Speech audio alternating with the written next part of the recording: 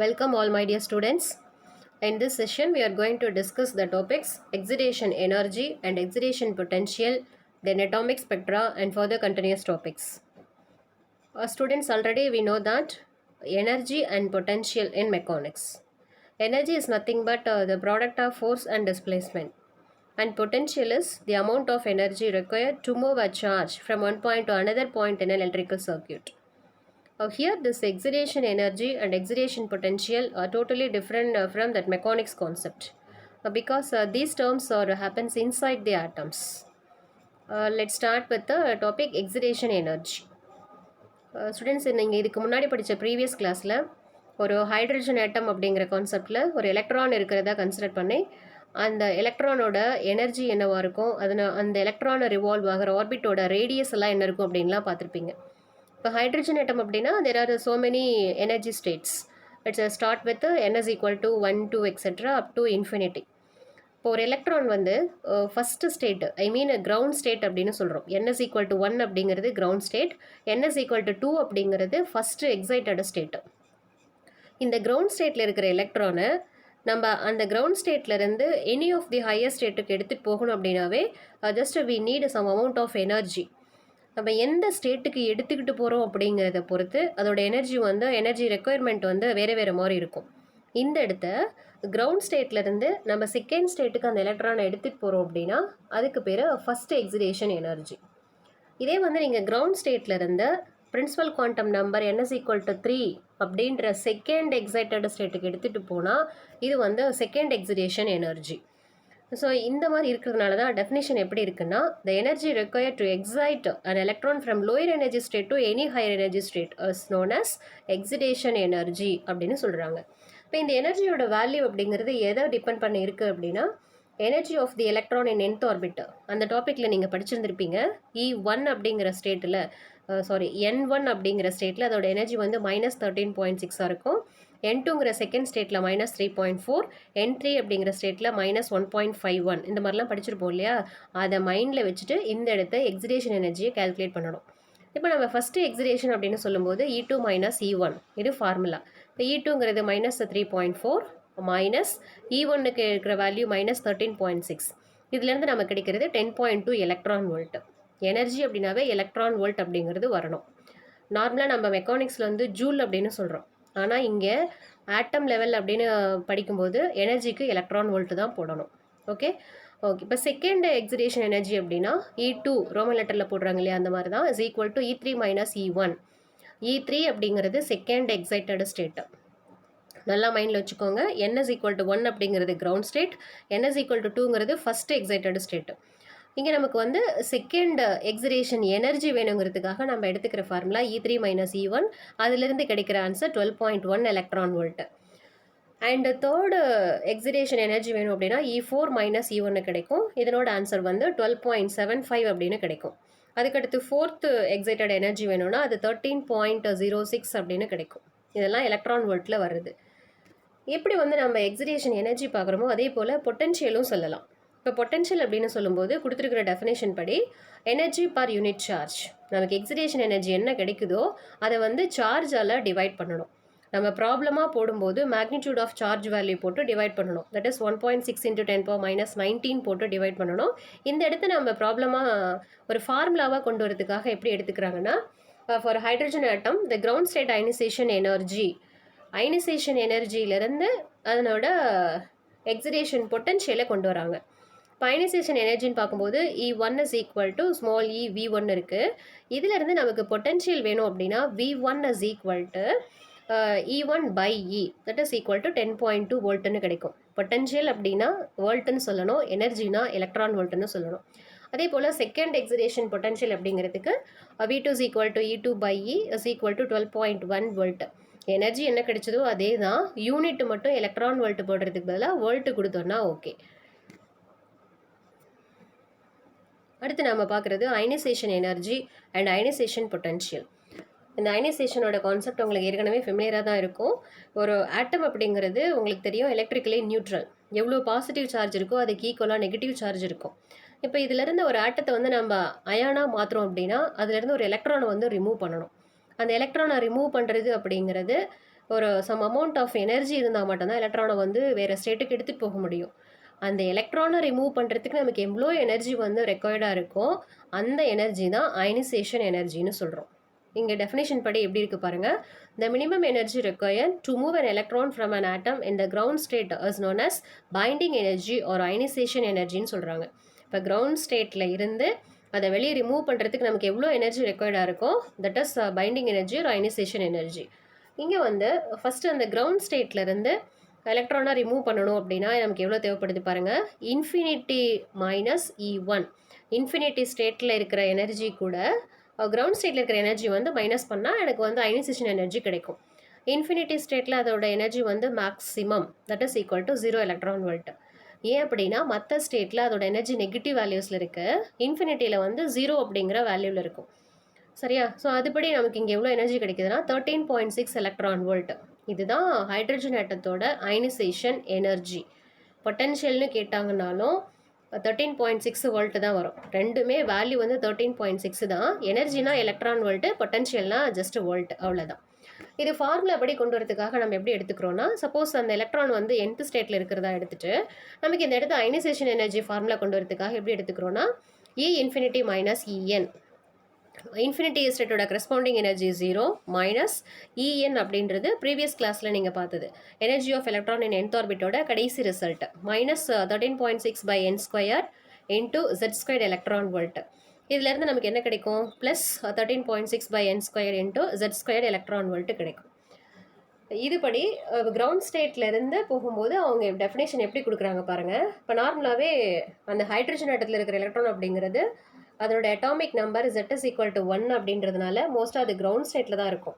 அப்படி கிரவுண்ட் ஸ்டேட்டில் இருக்கிறத வச்சு இங்கே டெஃபினேஷன் கொடுக்கும்போது the amount of energy required to remove an electron from the ground state of an atom is known as first excitation energy.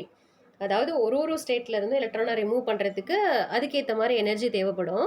இங்கே நம்ம கிரவுண்ட் ஸ்டேட்லேருந்து எலக்ட்ரானை ரிமூவ் பண்ணணும் அப்படின்னா just we need a 13.6 electron volt. அதுக்கு தான் என்ன பேர் அப்படின்னா ஃபஸ்ட்டு அயனைசேஷன் எனர்ஜின்னு பேர். சரியா? இப்போ வந்து அந்த ஹைட்ரஜன் ஆட்டத்துலேருந்து எலக்ட்ரான் வெளியே போயிடுச்சுன்னு வச்சுக்கோங்களேன், அது ஹைட்ரஜன் ஆட்டம் கிடையாது, it becomes a hydrogen ion அப்படின்னு சொல்கிறோம். அதை தான் H+ அப்படின்லாம் சொல்லுவாங்க. ஓகே, இப்போ நம்ம வந்து எலக்ட்ரானை வெளியே எடுத்துகிட்டு போகிறதுக்கு அயனைசேஷன் எனர்ஜி கேட்கலான்னு ஒரு எனர்ஜி இருந்தால் எலக்ட்ரான் வெளியே போயிடும். Suppose we have to applied higher energy, அதாவது அயனைசேஷன் எனர்ஜியை விட நம்ம கிரேட்டராக அதுக்கு எனர்ஜி சப்ளை பண்ணனா எக்ஸஸாக இருக்கிற எனர்ஜி அது என்ன பண்ணிக்கும் அப்படின்னா it uses as kinetic energy of free electron.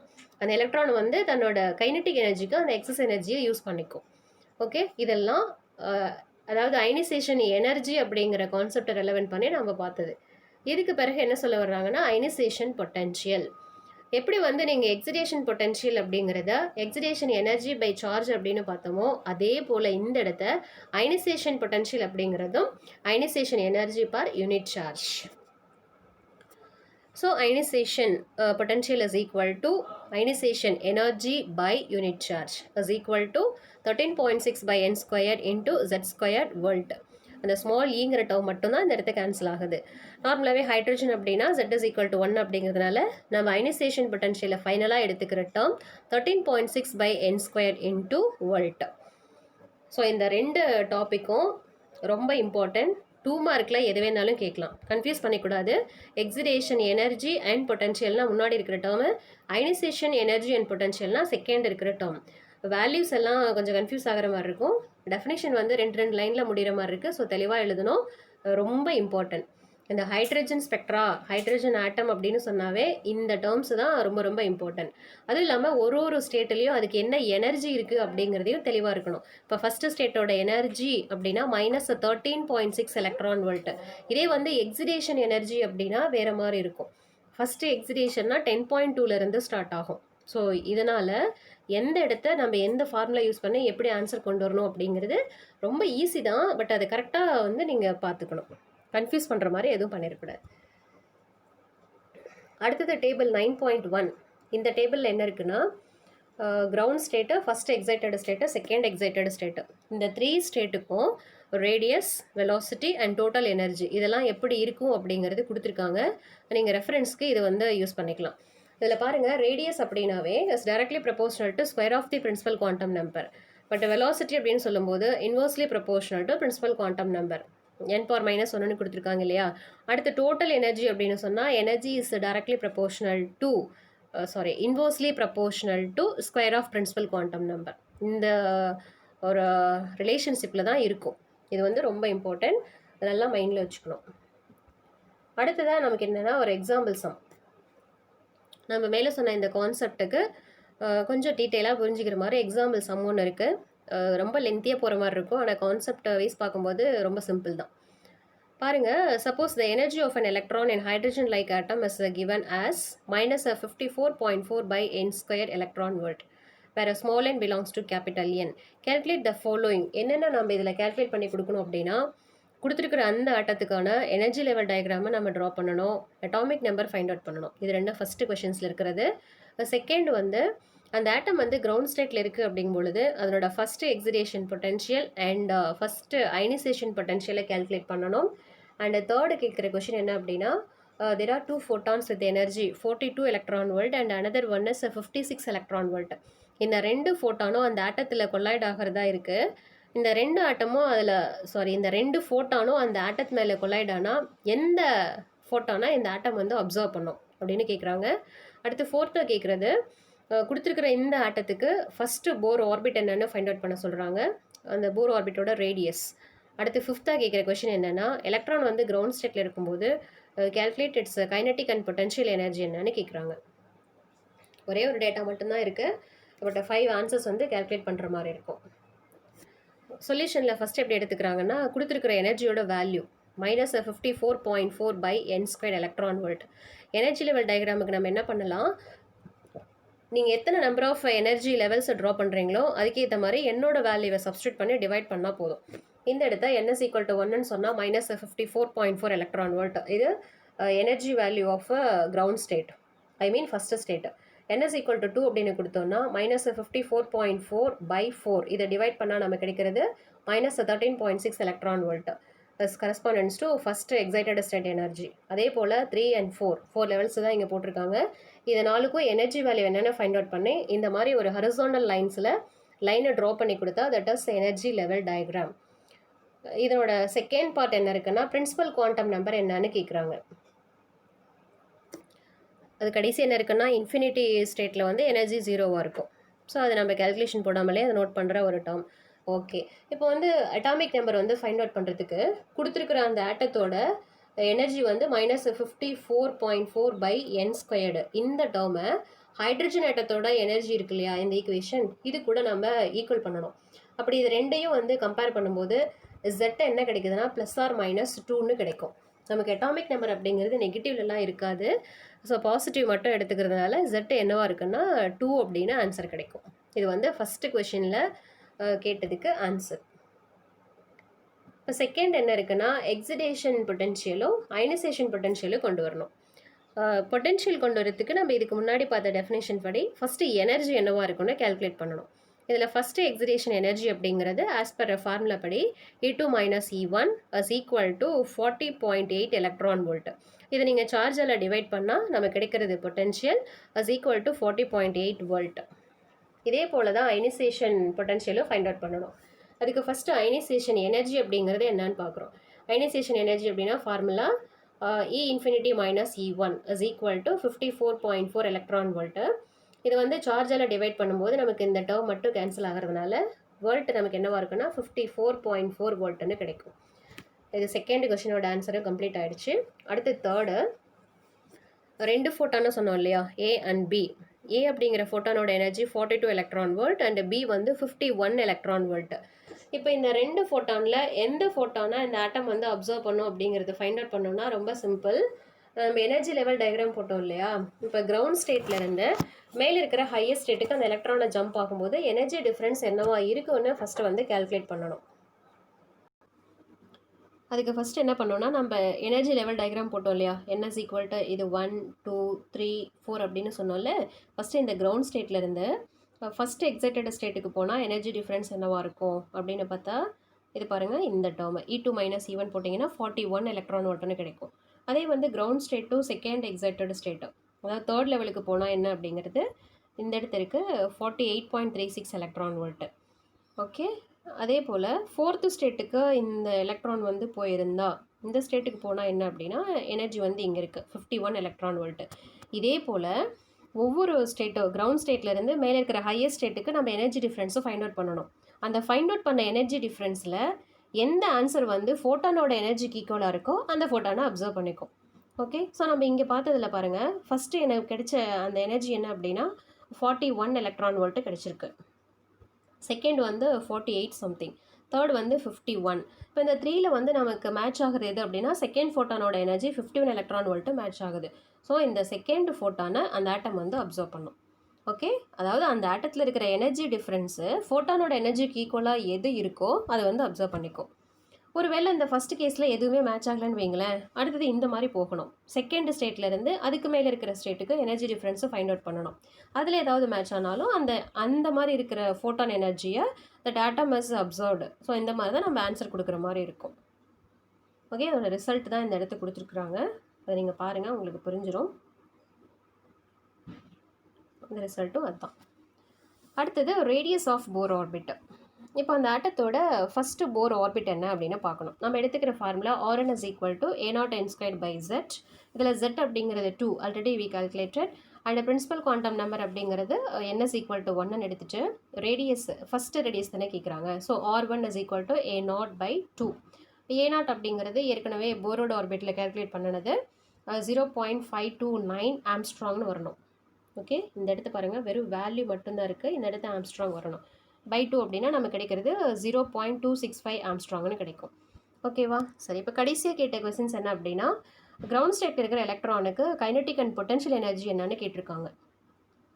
இதுக்காக நம்ம ஃபார்முலா எங்கே போய் எடுத்துக்கிறோன்னா energy of electron in nth orbit.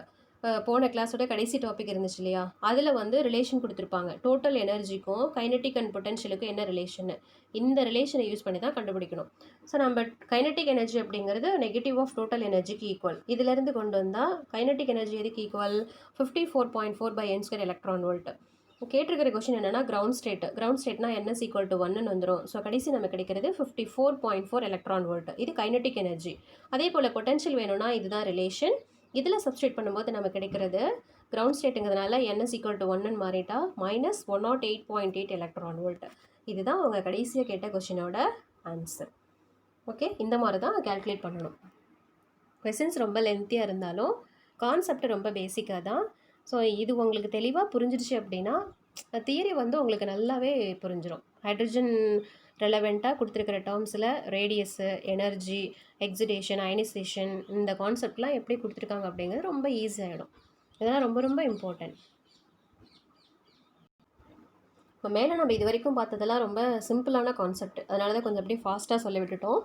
அடுத்தது பாருங்கள், அட்டாமிக் ஸ்பெக்ட்ரா. இந்த அட்டாமிக் ஸ்பெக்ட்ரா அப்படிங்கிறது நீங்கள் ஃபஸ்ட் வால்யூமில் லாஸ்ட் லெசனை படிச்சிருந்துருப்பீங்க. ஒரு ஸ்பெக்ட்ரா அப்படின்னா அதில் 2 டைப்பு, அப்சார்ப்ஷன் இருக்கும், எமிஷன் இருக்கும். அது வந்து ஆட்டம் அப்படின்னு சொன்னாவே நமக்கு கிடைக்கிறது எல்லாமே லைன் ஸ்பெக்ட்ராவாக இருக்கும். இதே வந்து மாலிகுல்ஸாக இருந்தால் நமக்கு கிடைக்கிறதெல்லாம் பேண்ட் ஸ்பெக்ட்ராவாக இருக்கும் இல்லையா? எப்படி ஞாபகம் வச்சுக்கலாம்னா ஆட்டம்னா ஒரு சிங்கிள் டேர்மு, சிங்கிள் அப்படிங்கிற ஆட்டம்க்கு நம்ம கிடைக்கிறது ஒரு லைன் ஸ்பெக்ட்ரா. இதே நம்பர் ஆஃப் ஆட்டம்ஸ் எல்லாம் சேர்ந்தால் மாலிகுல் அப்படின்னு சொல்கிறோம் இல்லையா? அப்போ மாலிகுல் அப்படின்னு சொல்லும்போது நம்பர் ஆஃப் லைன்ஸ் அப்படின்னா பேண்டுன்னு எடுத்துக்கலாம். ஸோ இதை ஞாபகம் வச்சுக்கிட்டிங்கன்னா ஆட்டம் அப்படின்னு சொல்லும்போது நம்ம கிடைக்கிறது லைன் ஸ்பெக்ட்ரா தான் கிடைக்கும். இதே வந்து மாலிகுல் அப்படின்னு நம்ம எடுத்துக்கிட்டோம்னா நமக்கு கிடைக்கிறது பேண்டு ஸ்பெக்ட்ரா வந்து கிடைக்கும். இந்த மாதிரி ஃபஸ்ட் வால்யூமில் படிச்சுட்டு வந்திருக்கோம். இங்கே நாம் பார்க்குறது ஸ்பெசிஃபிக்காக அட்டாமிக் ஸ்பெக்ட்ரா மட்டும்தான் பார்க்குறோம். சரியா? இதில் எப்படி இருக்குது பாருங்கள். இப்போ அட்டாமிக் ஸ்பெக்ட்ரா அப்படின்னு பார்க்கும்போது நம்ம எடுத்துக்கிற மெட்டீரியல்ஸ் எல்லாமே என்னென்ன ஸ்டேட்டில் இருந்தால் சாலிடு, லிக்விடு அண்ட் கேஸஸ், எந்த மாதிரி ஸ்டேட்டில் இருந்தாலும் அந்த மாதிரி மெட்டீரியல்ஸை நம்ம ஹீட் பண்ணும்போது என்ன பண்ணோம்னா எலக்ட்ரோ மேக்னெட்டிக் ரேடியேஷன்ஸை எமிட் பண்ணோம். அந்த எலக்ட்ரோ மேக்னெட்டிக் ரேடியேஷன்ஸை எமிட் பண்ணும்போது நம்ம கிடைக்கிற ஸ்பெக்ட்ரா எப்படி இருக்கும் அப்படின்னா கண்டினியூஸ் ஸ்பெக்ட்ரமாக தான் இருக்கும். ஏன் அப்படின்னா எலக்ட்ரோ மேக்னெட்டிக் ரேடியேஷன்ஸ் அப்படிங்கிறது வேற ஒன்றும் கிடையாது, லைட்டு தான். இப்போ விசிபிள் லைட் அப்படிங்கிறது எலக்ட்ரோ மேக்னெட்டிக் ரேடியேஷன் தான். அதை நம்ம ஸ்பெக்ட்ரோமீட்டரில் வச்சு அனலைஸ் பண்ணி பார்க்கும்போது நமக்கு கிடைச்சது கண்டினியூஸ் வேவ்லென்த் இருக்கிற விப்ஜிஆர் கலர்ஸ் தான் கிடைச்சிது. அப்போ இந்த மாதிரி வரதெல்லாம் என்ன சொல்கிறாங்கன்னா கண்டினியூஸ் ஸ்பெக்ட்ரம் அப்படின்னு சொல்கிறாங்க. சரியா? சரி, இப்போ இந்த மாதிரி இருக்கிற அட்டாமிக் ஸ்பெக்ட்ரா அப்படிங்கிற கான்செப்ட்லேருந்து நாம் என்ன வந்து ஃபைண்ட் அவுட் பண்ணணும், நமக்கு எதுக்கு ஹெல்ப் ஆச்சு, என்ன யூஸ்ஃபுல்லாக இருந்தது அப்படிங்கிறது தான் அடுத்து கீழே வந்து சொல்லியிருக்கிறாங்க. என்னென்னா 20th செஞ்சுரியில் இருக்கிற சயின்டிஸ்ட் எல்லாம் என்ன பண்ணாங்க, இண்டிவிஜுவல் எலமெண்ட்ஸ் இருக்கும் இல்லையா, அந்த எலமெண்ட்ஸ் வந்து ஒன்றா ஃப்ளேம் அல்லது டிஸ்சார்ஜ் டியூப் அந்த இடத்த ப்ளேஸ் பண்ணி அதை ஹீட் பண்ணும்போது அதில் இருக்கிற ஆட்டம்ஸ் எல்லாம் என்ன பண்ணோம்னா எலக்ட்ரோ மேக்னெட்டிக் ரேடியேஷன்ஸை எமிட் பண்ணோம். அந்த ரேடியேஷன்ஸை வந்து நம்ம அனலைஸ் பண்ணி பார்க்கணும். ஒன்றா ஃபோட்டோகிராஃப் எடுத்தோ அல்லது டைரெக்டாக வியூ பண்ணியோ நம்ம அனலைஸ் பண்ணி பார்க்கும்போது எப்படி கிடைச்சிருக்கு அப்படின்னா, ஜஸ்ட் நார்மலாக இருக்கிற ஒரு கண்டினியூஸ் ஸ்பெக்ட்ரமாக இல்லாமல் ஒரு செட் ஆஃப் டிஸ்கிரீட் லைனாக கிடைச்சிது. அப்போ கிடைச்ச அந்த லைன்ஸ் வந்து நமக்கு என்ன சொல்லுது அப்படின்னு பார்த்தா, அந்த லைன்ஸ் ஒவ்வொன்றுக்குமே ஒரு வெல் டிஃபைன்டு வேவ் லென்த் இருக்கும். அதனோட பொசிஷன்ஸ் வந்து ஸ்பெஷலாக இருக்கும். அதோட இன்டென்சிட்டிஸும் ஒரு ஸ்பெசிஃபிக்காக இருக்கும். அப்போ இந்த மாதிரி இருக்கிற வேவ் லென்த்து, அதனோட பொசிஷன் அண்ட் அதனோட இன்டென்சிட்டிஸ் இது எல்லாமே நமக்கு எதை ரெப்ரசன்ட் பண்ணுது அப்படின்னா, எந்த எலமெண்ட்லேருந்து அது எமிட் ஆச்சோ அந்த எலமெண்ட்டோட கேரக்டரிஸ்டிக்கை வந்து ஸ்பெசிஃபை பண்ணுற மாதிரி இருந்துச்சு. அப்போ ஒவ்வொரு எலமெண்ட்லேருந்தும் வெளியே வர அந்த ரேடியேஷன்ஸோட ஸ்பெக்ட்ரா அந்தந்த எலமெண்ட்டோட கேரக்டரை வந்து ஸ்பெசிஃபிக்காக கொடுத்ததுனால என்ன சொல்கிறாங்கன்னா, இந்த மாதிரி ஒரு பர்டிகுலர் எலமெண்ட்டுக்கு ஒரு பர்டிகுலர் கேரக்டர் இருக்குது அப்படிங்கிற ஒரு கான்செப்ட் கிடைச்சதுனால நமக்கு இது எங்கே ஹெல்ப்ஃபுல்லாக இருந்துச்சு அப்படின்னு பார்க்கும்போது, composition of stars, sun and identify the unknown components இது எல்லாம் ஃபைண்ட் அவுட் பண்ணுறதுக்கு ஹெல்ப்ஃபுல்லாக இருந்துச்சு. இப்போ எப்படி அப்படின்னா, இப்போ நம்ம ஹியூமன் அப்படின்னு பார்க்கும்போது ஒருத்தரோட ஃபிங்கர் பிரிண்ட் அப்படிங்கிறது அந்த பர்சனோட ஐடென்டிஃபிகேஷனுக்கு எப்படி வந்து ஹெல்ப்ஃபுல்லாக இருக்கும், அதுபோல் ஒரு ஒரு எலமெண்ட்டும் கொடுக்குற அந்த ஸ்பெக்ட்ரா அப்படிங்கிறது அதோட யூனிக் நேச்சராக இருந்துச்சு. அந்த யூனிக் அப்படிங்கிறது ஒரு ஒரு எலமெண்ட்டுக்கும் வேறிய மாதிரி தானே இருக்கும், ஒரே மாதிரி எல்லாத்துக்கும் இருக்காது. ஸோ அந்த ஒரு கான்செப்ட்லேருந்து இப்போ ஸ்டார் அப்படின்னா அதில் என்னென்ன எலமெண்ட்ஸ் இருக்கும், சன் அப்படின்னா என்னென்ன எலமெண்ட்ஸ்னால அது காம்போசிஷன் ஆகிருக்கு, அல்லது நமக்கு தெரியாத ஒரு அன்னோன் காம்போனன்ட்ஸில் என்ன மெட்டீரியல் இருக்கும் அப்படிங்கிறதெல்லாம் நம்ம இந்த அட்டாமிக் ஸ்பெக்ட்ரா அப்படிங்கிற கான்செப்டை வச்சு அனலைஸ் பண்ணி பார்க்கும்போது அதை ஈஸியாக அண்டர்ஸ்டாண்ட் பண்ணிக்கலாம் அப்படின்னு சொல்கிறாங்க. இதுக்கு தான் ஹெல்ப்ஃபுல்லாக இருந்துச்சு. இந்த வகையில் நம்ம இங்கே எடுத்துக்கிறது ஹைட்ரஜனோட ஸ்பெக்ட்ரம். இப்போ ஹைட்ரஜன் ஸ்பெக்ட்ரம் அப்படின்னா அந்த ஹைட்ரஜன் கேஸ் எடுத்துகிட்டு அதை நம்ம ஹீட் பண்ணி பார்க்கும்போது நமக்கு அதோட ஸ்பெக்ட்ரா வந்து என்னென்ன நேச்சரில் இருக்குது அப்படிங்கிறத தெரிஞ்சுக்கலாம். அதுதான் அடுத்து கொடுத்துருக்கிறது. இந்த இடத்த சொன்னது உங்களுக்கு புரிஞ்சிருக்குன்னு நினைக்கிறேன். அதாவது இப்போது சன் அண்ட் ஸ்டார் இதோட காம்போசிஷன் சொல்கிறாங்க இல்லையா, இது எப்படி அப்படின்னா, இப்போ நார்மலாக வந்து கால்சியம் இருக்குன்னு வைங்களேன், அந்த கால்சியத்தை வந்து அதனோட ஸ்பெக்ட்ராவை அனலைஸ் பண்ணி பார்க்கும்போது அதுக்குன்னு ஒரு சில ஸ்பெஷல் கேரக்டர் வந்து இருந்திருக்கும். அதே போல் மெக்னீஷியம் அப்படிங்கிறத எடுத்து அதை அனலைஸ் பண்ணி பார்த்தாலும் அதுக்குன்னு ஒரு சில கேரக்டர் இருந்திருக்கும். அல்லது சிலிக்கான் அப்படிங்கிற எலமெண்ட்ஸ் எடுத்து அனலைஸ் பண்ணி பார்க்கும்போது அதுக்குன்னு ஒரு சில ஸ்பெஷல் கேரக்டர் இருந்திருக்கும். இப்போ இந்த கால்சியம், மெக்னீஷியம், சிலிக்கான் அப்படிங்கிற அட்டாமிக் ஸ்பெக்ட்ராவோட நேச்சர் நமக்கு தெரியும் தான். இந்த தெரிஞ்ச இந்த ஸ்பெக்ட்ராவோட நேச்சர்லேருந்து இப்போ சப்போஸ் மூன் இருக்குன்னு வைங்களேன், மூனில் வந்து இந்த எலமெண்ட்ஸ் எல்லாம் இருக்கா அப்படின்னு ஃபைண்ட் அவுட் பண்ணணுன்னா அந்த மூனோட அந்த ஸ்பெக்ட்ராவை அனலைஸ் பண்ணி பார்க்கும்போது இங்கே கொடுத்துருக்கிற இந்த எலமெண்ட்டோட நமக்கு தெரிஞ்ச இந்த எலமெண்ட்டோட எந்தெந்த கேரக்டர் ஸ்பெக்ட்ரா கூட அந்த மூனோட ஸ்பெக்ட்ராலாம் ஒத்து போகுதோ அதை வச்சு அந்த மூனில் என்னென்ன எலமெண்ட்ஸ் இருக்குது அப்படிங்கிறத ஈஸியாக ஃபைண்ட் அவுட் பண்ணிக்கலாம். இப்போ கால்சியம், மெக்னீசியம், சிலிக்கானா அந்த ஸ்பெக்ட்ரா நம்மக்கிட்ட இருக்குது. அதே போல் மூன் அப்படிங்கிற ஸ்பெக்ட்ராவை அனலைஸ் பண்ணி பார்க்கும்போது இங்கே கிடைச்ச இந்த ஸ்பெக்ட்ராவோட கேரக்டருக்கு அங்கே எதெல்லாம் வந்து யூனிக்னஸ் ஆகிருக்கோ அதை வச்சு மூனில் என்னென்ன எலமெண்ட்ஸ் இருக்குது அப்படிங்கிறத ஃபைண்ட் அவுட் பண்ண முடியும். அதே மாதிரி தான் சன் அண்ட் ஸ்டார்க்கு எல்லாமே. சரியா? இது எல்லாமே அட்டாமிக் ஸ்பெக்ட்ராவோட ஒரு அப்ளிகேஷன்ஸ் தான். சரி, இப்போ ஹைட்ரஜன் ஸ்பெக்ட்ரா பார்க்குறோன்னு சொன்னோம் இல்லையா, ஹைட்ரஜன் அப்படிங்கிறது ஒரு ஹைட்ரஜன் கேஸாக எடுத்து அது வந்து ஒரு டியூப்பில், டிஸ்சார்ஜ் டியூப்பில் அதை ஹீட் பண்ணும்போது என்ன ஆகும்னா எலக்ட்ரோ மேக்னெட்டிக் ரேடியேஷன்ஸ் வந்து அதை எமிட் பண்ணும். அந்த எமிட் பண்ணுற அந்த ரேடியேஷன்ஸ் எப்படி இருக்குன்றாங்கன்னா ஒரு ஷார்ப்லி டிஃபைன்டு கேரக்டரிஸ்டிக் வேவ் லென்த்தாக இருக்கும். அதனோட நேச்சர் எப்படி இருக்கும் அப்படிங்கிறது தான் ஃபஸ்ட் வால்யூமில் நம்ம எமிஷன் ஸ்பெக்ட்ராலாம் ஸ்டடி பண்ணணும் அப்படின்றாங்க.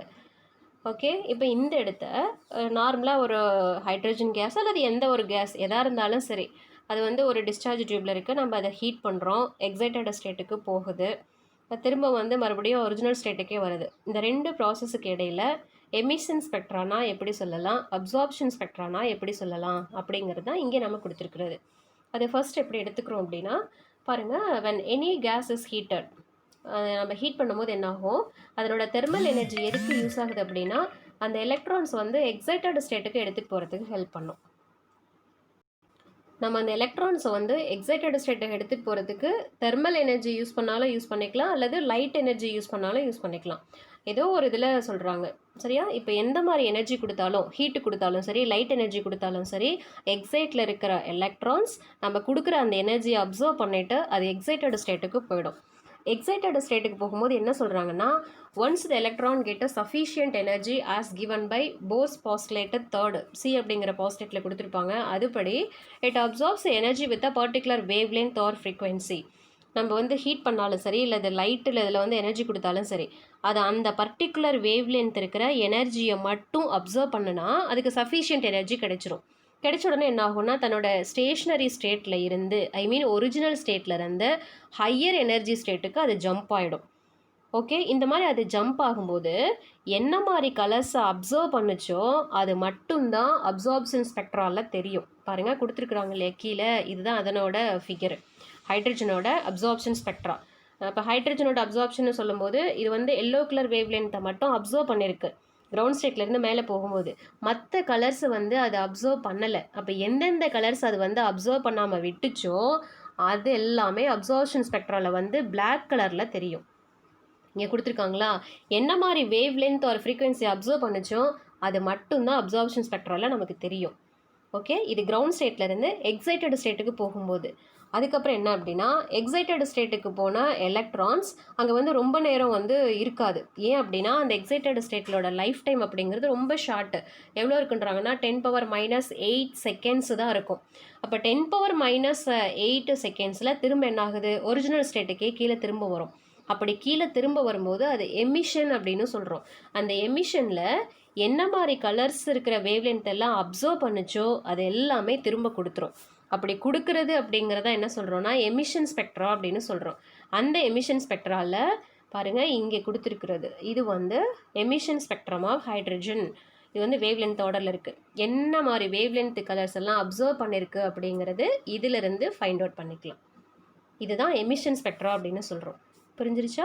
அப்சார்ப்ஷன் அப்படின்னு சொன்னால் கிரவுண்ட் ஸ்டேட்லேருந்து ஹையர் ஸ்டேட்டுக்கு போகும்போது என்ன வேவ் லென்த்தை மட்டும் அப்சர்வ் பண்ணுச்சோ அது மட்டும்தான் தெரியும். அது அப்சர்வ் பண்ணாத கலர்ஸ் எல்லாம் பிளாக்காக தெரியும். எமிஷனில் என்னென்ன கலர்ஸ் எல்லாம் அப்சர்வ் பண்ண எடுத்துகிட்டு போச்சோ அந்த கலர்ஸை திரும்ப கொடுக்குறது எல்லாமே எமிஷன் ஸ்பெக்ட்ராவாக நமக்கு கிடைக்கும். சரியா? இந்த எக்ஸ்ப்ளனேஷன் தான் இங்கே இருக்குது.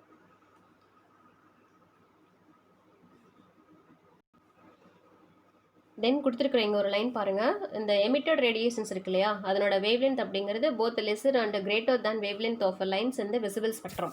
அதில் இருக்கிறது போல் மேபி அதிகமாக இருக்கலாம், கம்மியாக கூட இருக்கலாம். எந்த மாதிரி வேணாலும் எமிஷன் ஸ்பெக்ட்ராவில் இருக்கிற அந்த வேவ்லென்த் இருக்கலாம். இப்போ நம்ம இந்த இடத்த ஸ்பெசிஃபிக்காக எடுத்துக்கிறது ஹைட்ரஜன் ஆட்டத்துக்கு எடுத்துக்கிறோம். ஹைட்ரஜன் ஆட்டம் அப்படின்னு சொல்லும்போது பாருங்கள், இது வந்து ground state, NS = 1, corresponding energy -13.6 electron volt. இங்கே கொடுத்துருக்கிறது second energy state, energy -3.4 electron volt, and third 4 and 5 எல்லாமே இந்த இடத்துக்கு கொடுத்துருக்காங்க பாருங்கள். இப்போது எலக்ட்ரான் அப்படின்னு இந்த ஹைட்ரஜன் அப்படின்னாவே கிரவுண்ட் ஸ்டேட்டில் இருக்கிற ஒரு ஸ்டேட்டுக்கு அதனோட ஹையர் ஸ்டேட்லேருந்து எலக்ட்ரான்ஸ் எல்லாமே ஜம்ப் ஆகி வரணும். நம்ம பார்க்குறது எமிஷன் இல்லையா? இப்போ எமிஷன்னா ஹையர் டு லோயர் ஸ்டேட்டுக்கு எனர்ஜி வந்து எலக்ட்ரான் ஜம்ப் ஆகணும்.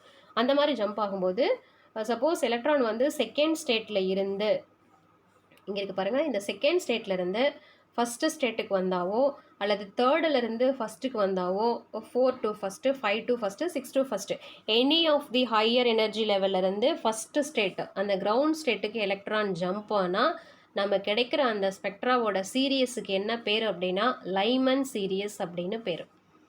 புரியுதா? Any of the higher state electron jumping to the ground state, இந்த மாதிரி வந்தால் இதுக்கு லைமன் சீரியஸ்ன்னு பேர். அந்த மாதிரி இல்லாமல் அடுத்தது செகண்ட் லெவலுக்கு போகணும். இது பாருங்கள், இது உங்களுக்கு பார்க்குறதுக்கு கொஞ்சம் ஈஸியாக இருக்கும். Electron jumps any of the higher state to second state. எந்த ஹையர் ஸ்டேட்லேருந்து வந்தாலும் பரவாயில்ல, ஆனால் அது வந்து சேர்கிற ஸ்டேட் வந்து செகண்ட் ஸ்டேட்டாக இருக்கணும். அந்த மாதிரி ஸ்டேட்டுக்கு வந்துச்சு அப்படின்னா நம்ம கிடைக்கிற series Balmer series. Okay, and then Paschen series. Paschen சீரியஸில் எங்கேருந்து வரணும்? Any of the higher state to third state. அது வந்து சேர வேண்டிய இடம் தேர்டு ஸ்டேட்டாக இருக்கணும். அப்போனா ஃபோர்த்துலேருந்து ஸ்டார்ட் ஆகும். இந்த மாதிரி கிடைச்சா அது ஃபேஷன் சீரியஸ். அந்த மாதிரி இல்லாமல் any of the higher state to fourth state, அது வந்து Brackett series. Any of the higher to fifth அப்படின்னா ஃபண்ட் சீரியஸ். இந்த 4 and 5 வந்து இங்கே கொடுக்காம இருக்காங்க. ஃபஸ்ட்டு வந்து Lyman, second Balmer, third Paschen, Brackett Pfund. இது வந்து 3 மார்க்கில் ரொம்ப ரொம்ப ரொம்ப ரொம்ப important question. Hydrogen spectral series of hydrogen atom பாருங்கள், இங்கே இருக்குது கொஷினு. ஓகே,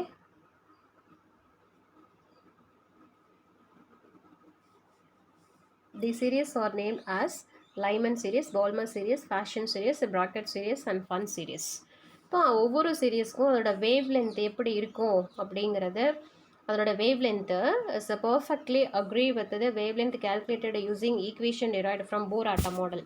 நீங்கள் போர் ஆட்டம் மாடலில் இந்த ஈக்குவேஷன்ஸ் டிரைவ் பண்ணியிருப்பீங்க இல்லையா, அந்த போர் ஆட்டம் மாடலில் அவர் என்ன வேவ் லென்த்து கொடுத்தாரோ அந்த வேவ் லென்த்துக்கு இந்த ஹைட்ரஜன் ஆட்டத்தோட இந்த சீரியஸோட வேவ் லென்த்து எக்ஸாக்டாக அக்ரி ஆகுதுன்னு சொல்கிறாங்க.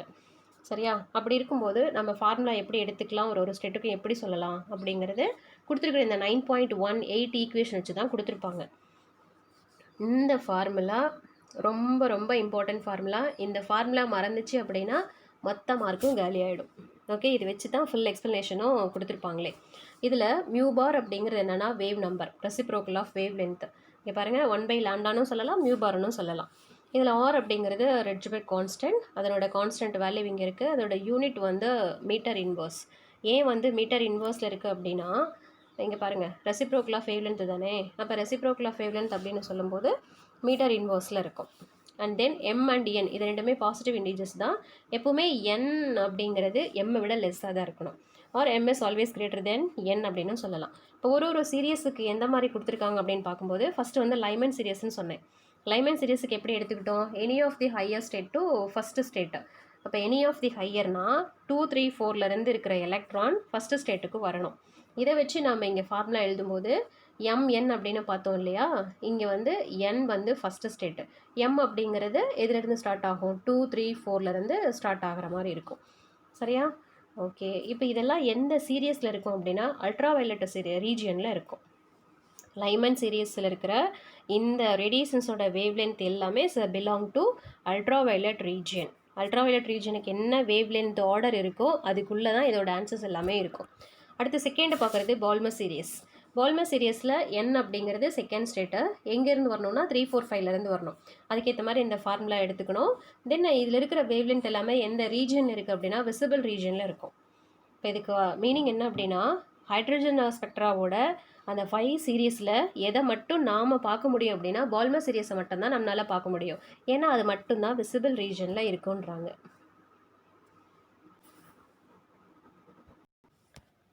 அடுத்து சொல்கிற தேர்ட் ஸ்டேட்டுக்கு ஃபேஷன் சீரியஸ். இந்த இடத்த electron jumps from any of the higher state to third state. பாருங்கள், இங்கே எனி ஆஃப் தி ஹையர்னா 4, 5, 6லேருந்து தேர்டு ஸ்டேட்டுக்கு வரணும். இதில் இருக்கிற இந்த சீரியஸோட வேவ்லென்த் எல்லாமே இன்ஃப்ராரெட் ரீஜனில் இருக்கும். ஃபார்முலா வந்து அதுக்கேற்ற மாதிரி எடுத்துக்கிறோம்.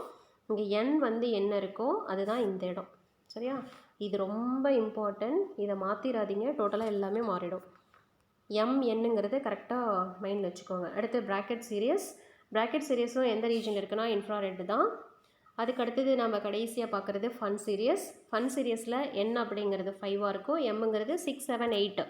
அதாவது 6, 7, 8 அந்த குவாண்டம் ஸ்டேட்லேருந்து 5th ஸ்டேட்டுக்கு எலக்ட்ரான் ஜம்ப் ஆனால் நமக்கு கிடைக்கிறது எல்லாமே ஃபன் சீரியஸ். இதில் இருக்கிற வேவ்லென்த் எல்லாமே இன்ஃப்ராரெட் ரீஜனில் இருக்கும். கடைசி 3 இன்ஃப்ராரெட்டு, ஃபஸ்ட்டு வந்து அல்ட்ரா வயலட்டு, செகண்டு விசிபிள். சரியா? இப்போ இது நம்ம ஈஸியாக மைண்டில் வச்சுக்கிறதுக்காக இந்த ஒரு டேபிள் இருக்குது பார்த்தீங்களா, இந்த டேபிள் போதும். இது மட்டும் மைண்டில் இருந்து ஃபார்முலா இருந்தால் 5 சீரியஸும் அழகாக எழுதிடலாம். ஃபஸ்ட்டு என் வந்து என்ன இருக்குது, எம்ங்கிறது என்ன ஆர்டரில் இருக்கணும், சீரியஸோட நேம் என்ன ரீஜனில் இருக்குது. ஓகே, இது வந்து மெமரைஸ் பண்ணுறதுக்கு கொஞ்சம் ஞாபகம் வச்சுக்கோங்க. சரி, இப்போது இந்த போர் கொடுத்தாரு இல்லையா, அவரோட ஆட்டம் மாடல். இதில் ஒரு ஹைட்ரஜன் அப்படிங்கிற ஆட்டத்தை எடுத்து அந்த ஆர்பிட்டோட ரேடியஸ் என்னென்னு பார்க்க முடியும், எனர்ஜி பார்க்க முடியும், பொட்டென்ஷியல் பார்த்தோம், எக்ஸிடேஷன் வேல்யூ பார்த்தோம், ஸ்பெக்ட்ரா பார்த்தோம், இவ்வளோ இது வந்து ஃபைண்ட் அவுட் பண்ணணும். ஸோ இவ்வளோ இருந்தாலும் இதில் ஒரு சில ட்ராபேக்ஸ் வந்து இருக்குது அப்படிங்கிறாங்க. என்னென்ன ட்ராபேக்ஸ் இருக்குது அப்படின்னு பார்க்கும்போது அதுதான் நமக்கு limitations of Bohr atom model. இந்த இடம் லிமிடேஷன்ஸ் அப்படின்னு கேட்கலாம், ட்ராபேக்ஸ் அப்படின்னு கேட்கலாம். அதில் ஃபஸ்ட்டு ஒன், இந்த போர் ஆட்டம் மாடல் அப்படிங்கிறது is valid only for hydrogen atom or hydrogen like atoms. இந்த மாதிரி ஆட்டத்துக்கு மட்டும்தான் இது அப்ளிகபிள். காம்ப்ளெக்ஸ் ஆட்டத்துக்கு வந்து போர் ஆட்டம் மாடல் வேலிடு கிடையாது அப்படிங்கிறாங்க. Second, When the spectral lines are closely examined, individual lines of hydrogen spectrum are accompanied by a number of faint lines. This is called a fine structure. இந்த fine ஸ்ட்ரக்சரை வந்து போர் atom model explain பண்ணலை. இப்போ வந்து 5 series அப்படின்னு சொன்னோம் இல்லையா, ஒரு சீரியஸையும் நம்ம அனலைஸ் பண்ணி பார்க்கும்போது அதில் இன்னும் நிறைய ஃபைன் ஸ்ட்ரக்சர் இருக்குது அப்படிங்கிறாங்க. அந்த ஃபைன் ஸ்ட்ரக்சருக்கான எக்ஸ்ப்ளனேஷன் என்ன அப்படிங்கிறது இவரோட மாடல் கொடுக்கல. அடுத்து தேர்டு, இன்டென்சிட்டி வேரியேஷன்ஸ் இன் ஸ்பெக்ட்ரல் லைன் வந்து எக்ஸ்பிளைன் பண்ண முடியல, அது ஒரு ஃபெயிலியர். சரியா, அந்த ஸ்பெக்ட்ரத்தோட இன்டென்சிட்டி அப்படிங்கிறது எந்த மாதிரி இருக்கும், ஒரு சீரியஸ்லேயே எப்படி இருக்கும் அப்படிங்கிறதுக்கு எக்ஸ்ப்ளனேஷன் கொடுக்கல. அடுத்து ஃபோர்த் என்ன அப்படின்னா, distribution of electrons and various levels cannot be completely explained by Bohr atom model. அதனால தான் அதை ஃபஸ்ட்டே சொல்லிட்டாங்களே, மோர் காம்ப்ளெக்ஸ் ஆட்டத்துக்கு வந்து எலக்ட்ரான்ஸோட நம்பர்ஸ் அதிகமாக இருக்கும், அதோட டிஸ்ட்ரிபியூஷன் எப்படி இருக்கும் அப்படிங்கிறது இவரால் சொல்ல முடியல. இது எல்லாமே போர் ஆட்டம் மாடலோட ஃபெயிலியர்ஸாக எடுத்துக்கிறாங்க. ஓகே, இவ்வளோ ப்ளஸ் இருந்தாலும் ஸோ கொடுத்துருக்குற இந்த 4 பாயிண்ட்ஸும் இந்த போர் ஆட்டம் மாடலோட ட்ராபேக்ஸ். இது மேபி 3 மார்க்ஸில் கேட்கலாம்.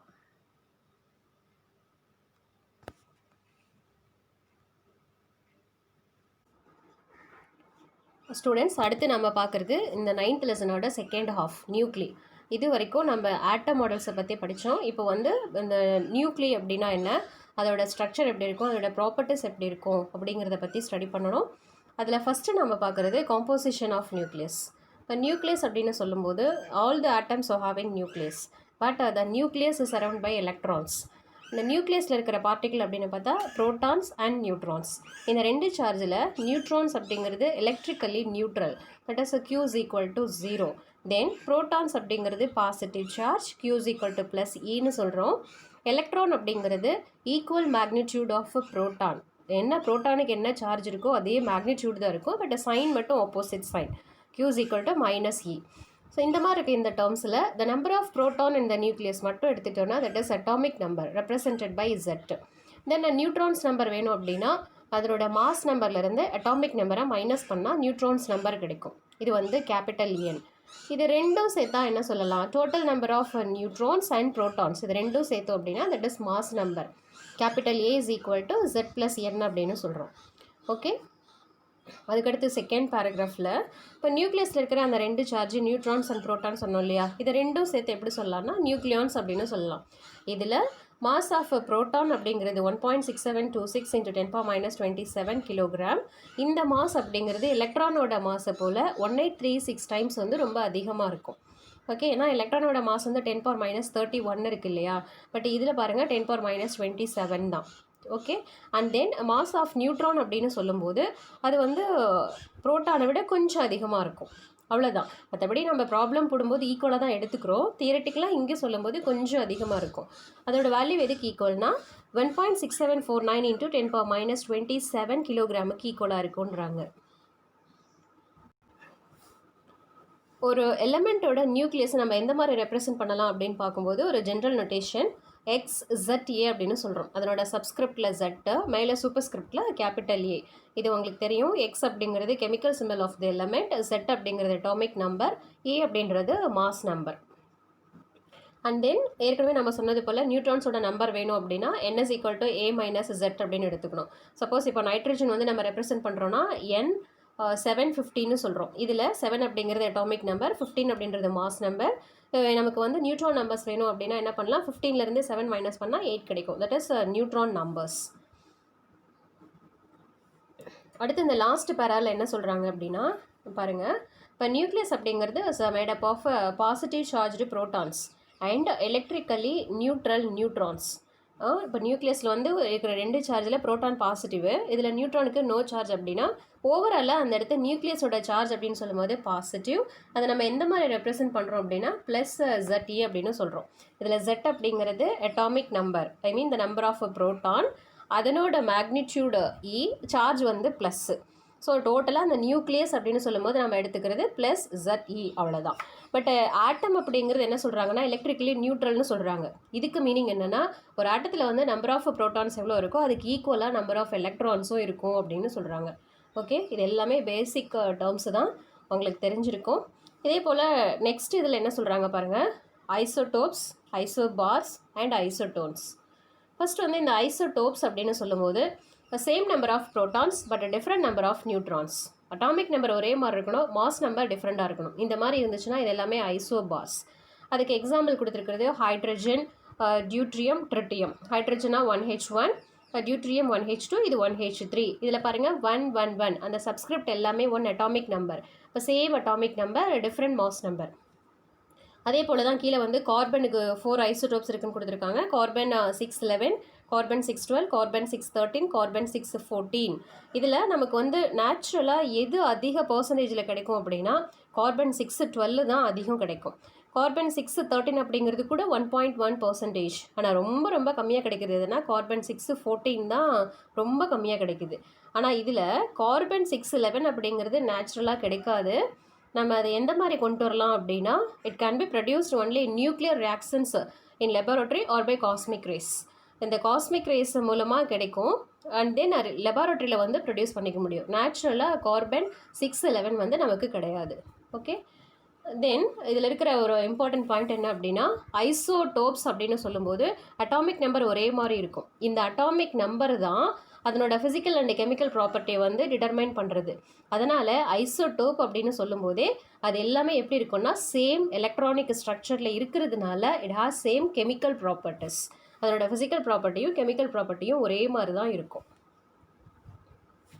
அடுத்து ஐசோபார்ஸ். ஃபஸ்ட்டு சொன்ன கேஸுக்கு அப்படியே ஆப்போசிட்டாக சொல்லணும். ஐசோபார் அப்படின்னு சொல்லும்போது atoms of a different elements. இது வந்து வேறு வேறு எலமெண்ட்டோட ஆட்டம்ஸாக இருக்கும்.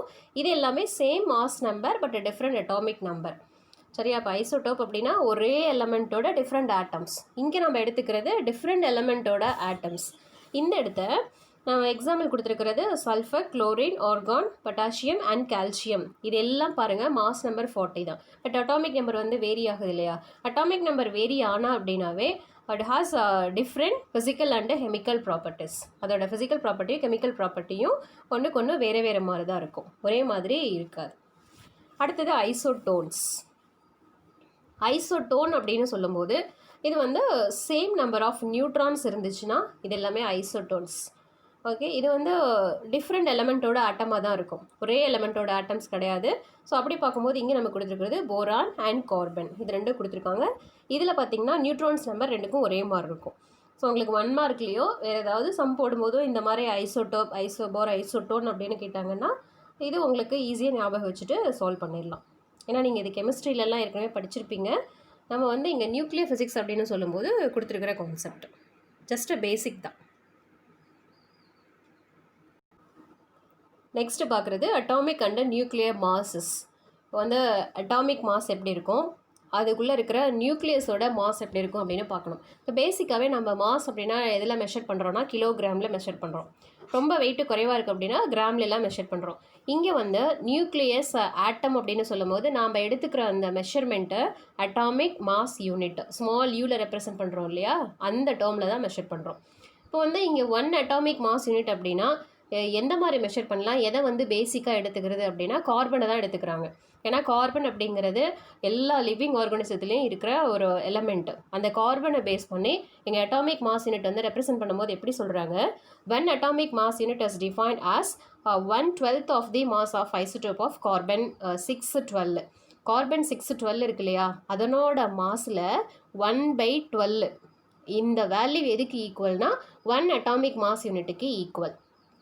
சரியா? இப்போ கார்பனோட அட்டாமிக் மாஸ் யூனிட் 12, அதில் வந்து 12ல் 1 பங்கு மட்டும் எடுத்துக்கிட்டோன்னா அதுதான் 1 AMUன்னு சொல்கிறாங்க, ஐ மீன் அட்டாமிக் மாஸ் யூனிட். இப்போ அது வந்து நம்ம நியூமரிக்கல் வேல்யூவாக எந்த அளவுக்கு ஈக்குவலாக இருக்குது அப்படின்னு பார்க்கும்போது 1 atomic mass unit is equal to mass of carbon 612 atom by 12. அந்த கார்பனோட மாஸ் என்ன அப்படின்னு பார்த்தா 1.9926 × 10⁻26 by 12. நம்ம கிடைக்கிற வேல்யூ என்னென்னா 1.66 × 10⁻27 கிலோகிராமுக்கு ஈக்குவலாக இருக்கும். ஓகே, இது இந்த இடத்த நம்ம ப்ராப்ளம் சால்வ் பண்ணும்போது ஆல்மோஸ்ட் இது எதுக்கு ஈக்குவல்னால் ஒரு ப்ரோட்டானோட மாஸ்க்கு ஈக்குவலாக எடுத்துப்போம் இல்லையா? ப்ரோட்டானோட மாஸ் இப்படி தானே பார்த்தோம். ஸோ 1 அட்டாமிக் மாஸ் யூனிட் அப்படிங்கிறது இதுதான் அதனோட வேல்யூ. இது உங்களுக்கு மைண்டில் ஃபிக்ஸ் ஆகிருக்கணும். ப்ரோட்டானோட மாஸ் என்ன, நியூட்ரானோட மாஸ் ஆல்மோஸ்ட் இதுக்கு ஈக்குவல் தான். Then mass of the electron, atomic mass unit, இது எல்லாமே நமக்கு மைண்டில் இருக்கணும் சம் போடும்போது. இந்த அட்டாமிக் மாஸ் யூனிட் அப்படிங்கிற டேர்மை வச்சு பார்க்கும்போது ஒரு நியூட்ரானோட மாஸ் எதுக்கு ஈக்குவல் அப்படின்னா 1.008665 atomic mass unit and mass of the proton 1.007276 atomic mass unit. Then mass of hydrogen atom அப்படின்னு பார்க்கும்போது 1.007825 atomic mass unit. அந்த ஹைட்ரஜன் அப்படின்னு சொல்லும்போது இதில் நியூட்ரான் கிடையாது இல்லையா, நியூட்ரான் இல்லாத ஒரே ஒரு எலமெண்ட் என்ன அப்படின்னா ஹைட்ரஜன் தான். கார்பனோட மாஸ் எவ்வளோ அப்படின்னா 12 அட்டாமிக் மாஸ் யூனிட்.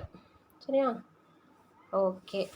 இப்போ மாஸ் அப்படின்னு நம்ம ஸ்பெசிஃபை பண்ணும்போது எதை சொல்கிறோம் அப்படின்னா ஆட்டத்தோட மாஸ் தான் சொல்கிறோம், நியூக்ளியஸோட மாஸ் சொல்கிறது இல்லை. அட்டாமிக் மாஸ் யூனிட் அப்படின்னு சொல்கிறோம் இல்லையா, இந்த இடத்த நியூக்ளியஸோட மாஸ் எடுத்துக்காமல் ஆட்டத்தோட மாஸை தான் எடுத்துக்கிறோம்.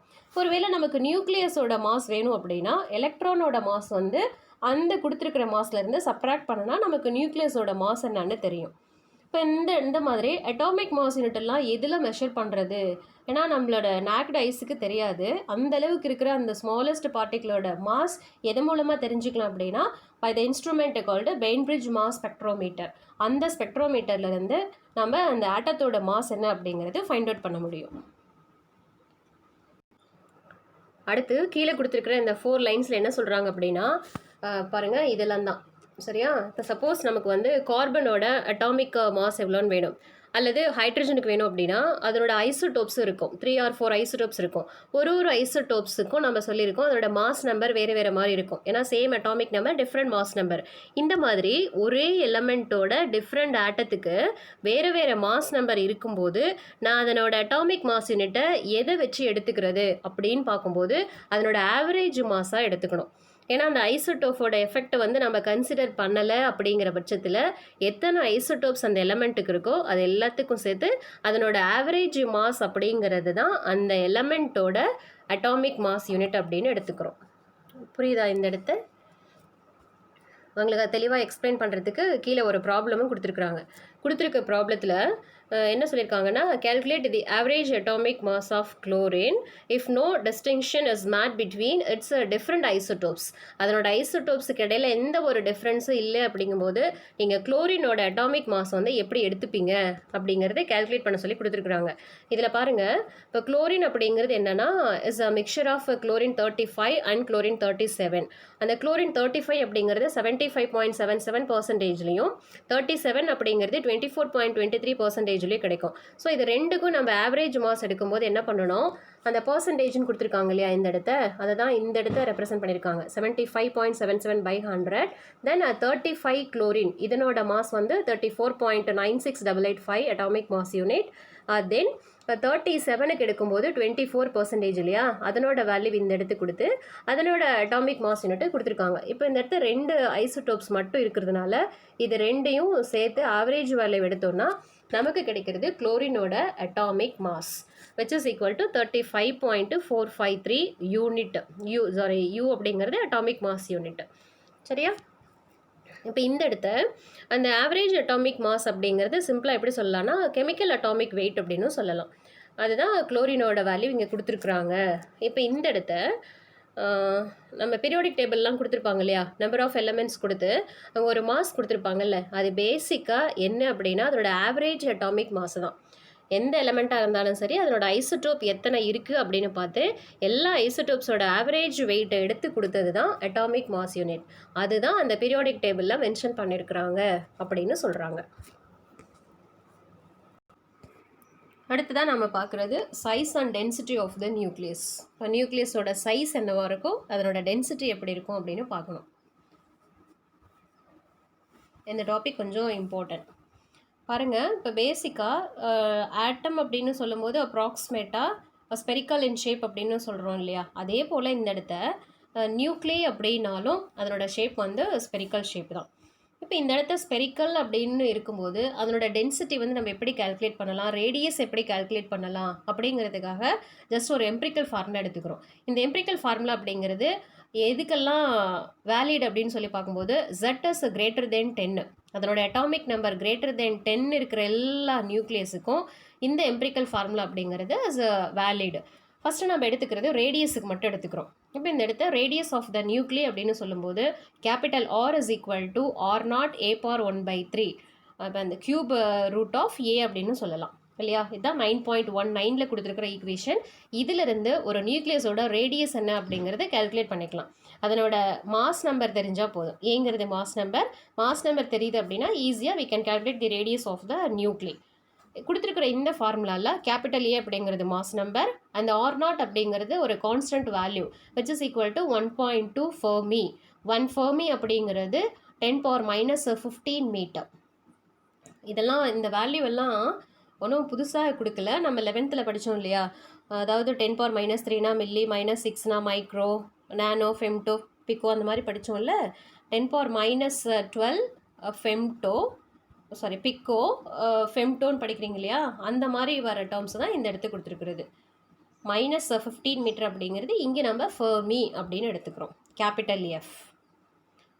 இது வந்து என்ரிகோ ஃபெர்மி அப்படிங்கிற சயின்டிஸ்ட்டை ஹானஸ்ட் பண்ணுறதுக்காக அவரோட நேமில் கொடுத்துருக்குறாங்க.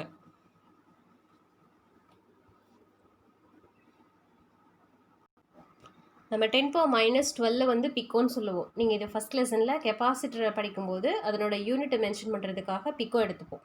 பிக்கோ ஃபேரட்டு, நானோ ஃபேரட், மைக்ரோ ஃபேரட் அந்த மாதிரி. இங்கே 10⁻−15ங்கிறது ஃபெம்டோன்னு படிச்சிருப்போம். அதுதான் இந்த இடத்து நமக்கு ஃபெர்மி அப்படின்னு இருக்குது. அடுத்தது இந்த ரேடியஸ் ரெலவெண்ட்டாக கொடுத்துருக்கிற எக்ஸாம்பிள் ப்ராப்ளம் 9.7 கொடுத்துருக்கிறதுல அதனோட மாஸ் நம்பர் 197 மாஸ் நம்பர் இருக்கிற ஒரு நியூக்ளியஸ்க்கு அதோட ரேடியஸ் என்னவாக இருக்கும் அப்படின்னா மேலே கொடுத்துருக்கிற ஃபார்முலா படி சப்ஸ்டியூட் பண்ணும்போது நமக்கு கிடைக்கிற வேல்யூ 6.97 ஃபெர்மி அப்படின்னு கிடைக்கும். அல்லது ரேடியஸ் கொடுத்துருந்தாலும் நம்ம ஈஸியாக அதோட மாஸ் நம்பரை கேல்குலேட் பண்ணிக்கலாம். எது கொடுத்துருந்தாலும் சரி, இப்போ சப்போஸ் ரேடியஸ் கொடுத்துட்டாங்கன்னு வச்சுக்கோங்களேன், அதோட மாஸ் நம்பரும் ஈஸியாக கேல்குலேட் பண்ணிக்கலாம். 1 மார்க்கில் இதை பேஸ் பண்ணி ப்ராப்ளம் கேட்பாங்க. நெக்ஸ்ட் கொடுத்துருக்கிற எக்ஸாம்பிள் ப்ராப்ளத்தில் calculate the density of the nucleus with the mass number capital A. இது வந்து ஒரு 3 மார்க் கொஸ்டின்ஸாகவும் கேட்கலாம். இப்போ ப்ராப்ளமாக கொடுத்துருக்குறாங்க, பட் ஆக்சுவலாக இது வந்து ஒரு ப்ராப்ளம் கிடையாது, ஒரு தியரி கொஸ்டின்ஸ் தான். நியூக்ளியஸோட டென்சிட்டி எப்படி நம்ம டிரைவ் பண்ணுறது அப்படிங்கிறது ஒரு டேர்மு. இதில் நம்ம என்ன எடுத்துக்கிறோன்னா, ரேடியஸ் ஆஃப் த நியூக்ளியஸ் அப்படிங்கிறது ஏற்கனவே பார்த்தது போல் R is equal to R0 a⁻1/3. நம்ம ஏற்கனவே சொல்லியிருக்கோம், நியூக்ளியஸ் வந்து ஸ்பெரிக்கல் இன் ஷேப்பில் இருக்கும். ஸ்பெரிக்கல் ஷேப்பில் இருக்குன்னா வால்யூம் ஆஃப் த நியூக்ளியஸ் அப்படிங்கிறது capital V is equal to 4/3 pi r³ சொல்லலாம். R அப்படிங்கிறது ரேடியஸுக்கு இருக்கிற ஃபார்முலா மேலே இருக்கு இல்லையா, அதை சப்ஸ்டியூட் பண்ணும்போது 4/3 pi r³, R அப்படிங்கிறது R0³ a⁻1/3 the whole cubeன்னு வரும். இப்போ 3 கேன்சல் ஆகும்போது நமக்கு கிடைக்கிறது 4/3 pi r0³ into a. நம்ம வந்து டென்சிட்டியை கேல்குலேட் பண்ணுறோம் இல்லையா. இப்போ டென்சிட்டி அப்படின்னாவே உங்களுக்கு ஃபார்முலா தெரியும், ρ is equal to m/v, mass per volume அப்படிங்கிறத டென்சிட்டி. இந்த இடத்த வால்யூம் அப்படிங்கிறதுக்கு நம்ம இங்கே ஃபார்முலா கொண்டு வந்துட்டோம். அடுத்தது வந்து இந்த மாஸ் அப்படிங்கிறது என்னவா இருக்குன்னு பார்க்கணும். இதுக்கு தான் அடுத்து என்ன எடுத்துக்கிறோம், இப்போ நியூக்ளியஸ் அப்படின்னு சொல்லும்போது நம்ம ஏற்கனவே சொல்லியிருக்கிறோம், அந்த நியூக்ளியஸ்குள்ளே இருக்கிற 2 பார்ட்டிக்கல், ஒன்று வந்து புரோட்டான், இன்னொன்று வந்து நியூட்ரான். இது ரெண்டும் சேர்ந்தது தான். இதில் மாஸ் ஆஃப் தி நியூட்ரான்ங்கிறது கொஞ்சம் அதை விட வெயிட் அதிகமாக இருக்குன்னு சொன்னோம். பட் இந்த மாதிரி ஒரு கேல்குலேஷனாக வரும்போது mass of the proton as a nearly almost equal to mass of the neutron இந்த மாதிரி எடுத்துக்கணும். புரோட்டானுக்கு நியூட்ரானுக்கு இடையில எந்த ஒரு மாஸ் டிஃப்ரென்ஸும் இல்லை அப்படிங்கிற கான்செப்டை கொண்டு வந்து இந்த இடத்த நியூக்ளியஸோட மாஸ் வந்து என்ன அப்படின்னு பார்க்கணும்.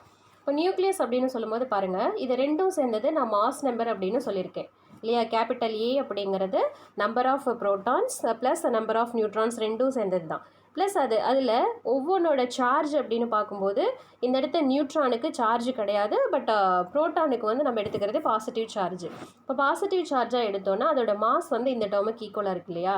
ஸோ இப்போ இந்த நியூக்ளியஸில் இருக்கிற டோட்டல் மாஸ் அப்படிங்கிறது அதனோட மாஸ் நம்பர் என்னவா இருக்குது into charge of the nucleon, சரியா. Total number of nucleons into mass of the nucleon, இதை மட்டும் இன்ட்டு பண்ணால் போது நமக்கு நியூக்ளியரோட மாஸ் என்னன்னு தெரிஞ்சிடும். அதுக்கு தான் இந்த இடத்த என்ன கொடுத்துருக்காங்கன்னா, the total mass of the nucleus having a mass number A is equal to A into M. ஏங்கிறது மாஸ் நம்பர், எம்ங்கிறது mass of the proton is equal to this much value. இப்போ இதில் இருந்து டென்சிட்டி ஆஃப் த நியூக்ளியஸ் அப்படிங்கிறது நம்ம கிடைக்கிற formula mass of the nuclei by volume of the nuclei. So இந்த terms எல்லாம் எதுக்கு ஈக்குவல்னு பாருங்கள், இங்கே நம்ம ரெப்ரசென்ட் பண்ணியிருக்கோம். அதுபடி நமக்கு எது கேன்சல் ஆகும்னா இங்கே இருக்கிற மாஸை வந்து கேன்சல் ஆகிடும். I mean mass number capital A cancel ஆகும். அது கேன்சல் ஆனால் நமக்கு ரிமைனிங் இருக்கிற term m/4/3 by r0 cube. நம்ம ஃபைண்ட் அவுட் பண்ணால் இந்த டென்சிட்டியோட ஃபார்முலாவில் எது கிடையாதுன்னா மாஸ் நம்பரே கிடையாது, ஏன்னா கேன்சல் ஆகிடுச்சு இல்லையா. ஸோ அதை வச்சு பார்க்கும்போது இந்த இடத்த நியூக்ளியர் டென்சிட்டி அப்படிங்கிறது is independent of mass number. இது வந்து ரொம்ப ரொம்ப இம்பார்ட்டன்ட் பாயிண்ட். நீங்கள் வந்து ஒரு லைட்டர் நியூக்ளியர் எடுத்துக்கிட்டாலும் சரி, ஒரு ஹெவியர் நியூக்ளியஸ் எடுத்துட்டாலும் சரி, அது எவ்வளோ மாஸ் நம்பர் இருக்குது அப்படிங்கிறதுலாம் டிபெண்ட் பண்ணாது. ரெண்டோட டென்சிட்டியும் ஒரே மாதிரி தான் இருக்கும். ஈவன் நீங்கள் ஆல்ஃபா பார்ட்டிக்கிள் எடுத்து பார்த்தாலும் சரி, யுரேனியம் எடுத்துக்கிட்டாலும் சரி, ஆல்ஃபானா 2He4 சொல்கிறோம், அங்கே இருக்கிறது ஜஸ்ட் ஒன்லி 4 தான் இருக்குது இங்கே மாஸ் நம்பர். ஆனால் இதே வந்து யுரேனியம் அப்படின்னு சொல்லும்போது அதனோட ஐசோடோப்ஸ் எதுவாக இருந்தாலும் சரி நம்ம காமனாக 235 எடுத்துக்கலாம். இந்த இடத்து இதனோட மாஸ் நம்பர் 235. இப்போ ரெண்டுமே பாருங்கள், ஒன்று வந்து லைட்டர் நியூக்ளியஸ், இன்னொன்று வந்து ஹெவி நியூக்ளியஸ். எப்படி இருந்தாலும் இதோட டென்சிட்டி அப்படிங்கிறது ரெண்டுமே ஈக்குவல் தான். புரியுதா? அந்த சொல்கிறது தான் இந்த டேர்மு. நியூக்ளியர் டென்சிட்டி அப்படிங்கிறது is independent of mass number. அதுக்கு தான் இங்கே எப்படி கொடுத்துருக்காங்கன்னா, அதோட அட்டாமிக் நம்பர் வந்து greater than 10 அப்படின்னு இருக்கிற எல்லாத்துக்கும் அதோட டென்சிட்டி வந்து ஒரே மாதிரி தான் இருக்கும் அப்படின்றாங்க இந்த பேராகிராஃபில். நியூமரிக்கல் வேல்யூவாக பார்க்கும்போது அந்த நியூக்ளியர் டென்சிட்டிங்கிறது எதுக்கு ஈக்குவல், மேலே கொடுத்துருக்குற இந்த ஃபார்முலா அப்படின்றது எல்லாமே கான்ஸ்டன்ட் இருக்கிற ஒரு டேர்ம்ஸ் தான். எம்ங்கிறது மாஸ் ஆஃப் ப்ரோட்டான், 4/3 பை, இது எல்லாமே நியூமரிக்கல் வேல்யூ, r0 ஒரு கான்ஸ்டன்ட் வேல்யூ. ஸோ இதையெல்லாம் நம்ம சப்ஸ்டியூட் பண்ணி பார்க்கும்போது நம்ம கிடைக்கிற அந்த நியூக்ளியர் டென்சிட்டி அப்படிங்கிறது இஸ் ஈக்குவல் டு 2.3 × 10^17 kg/m³.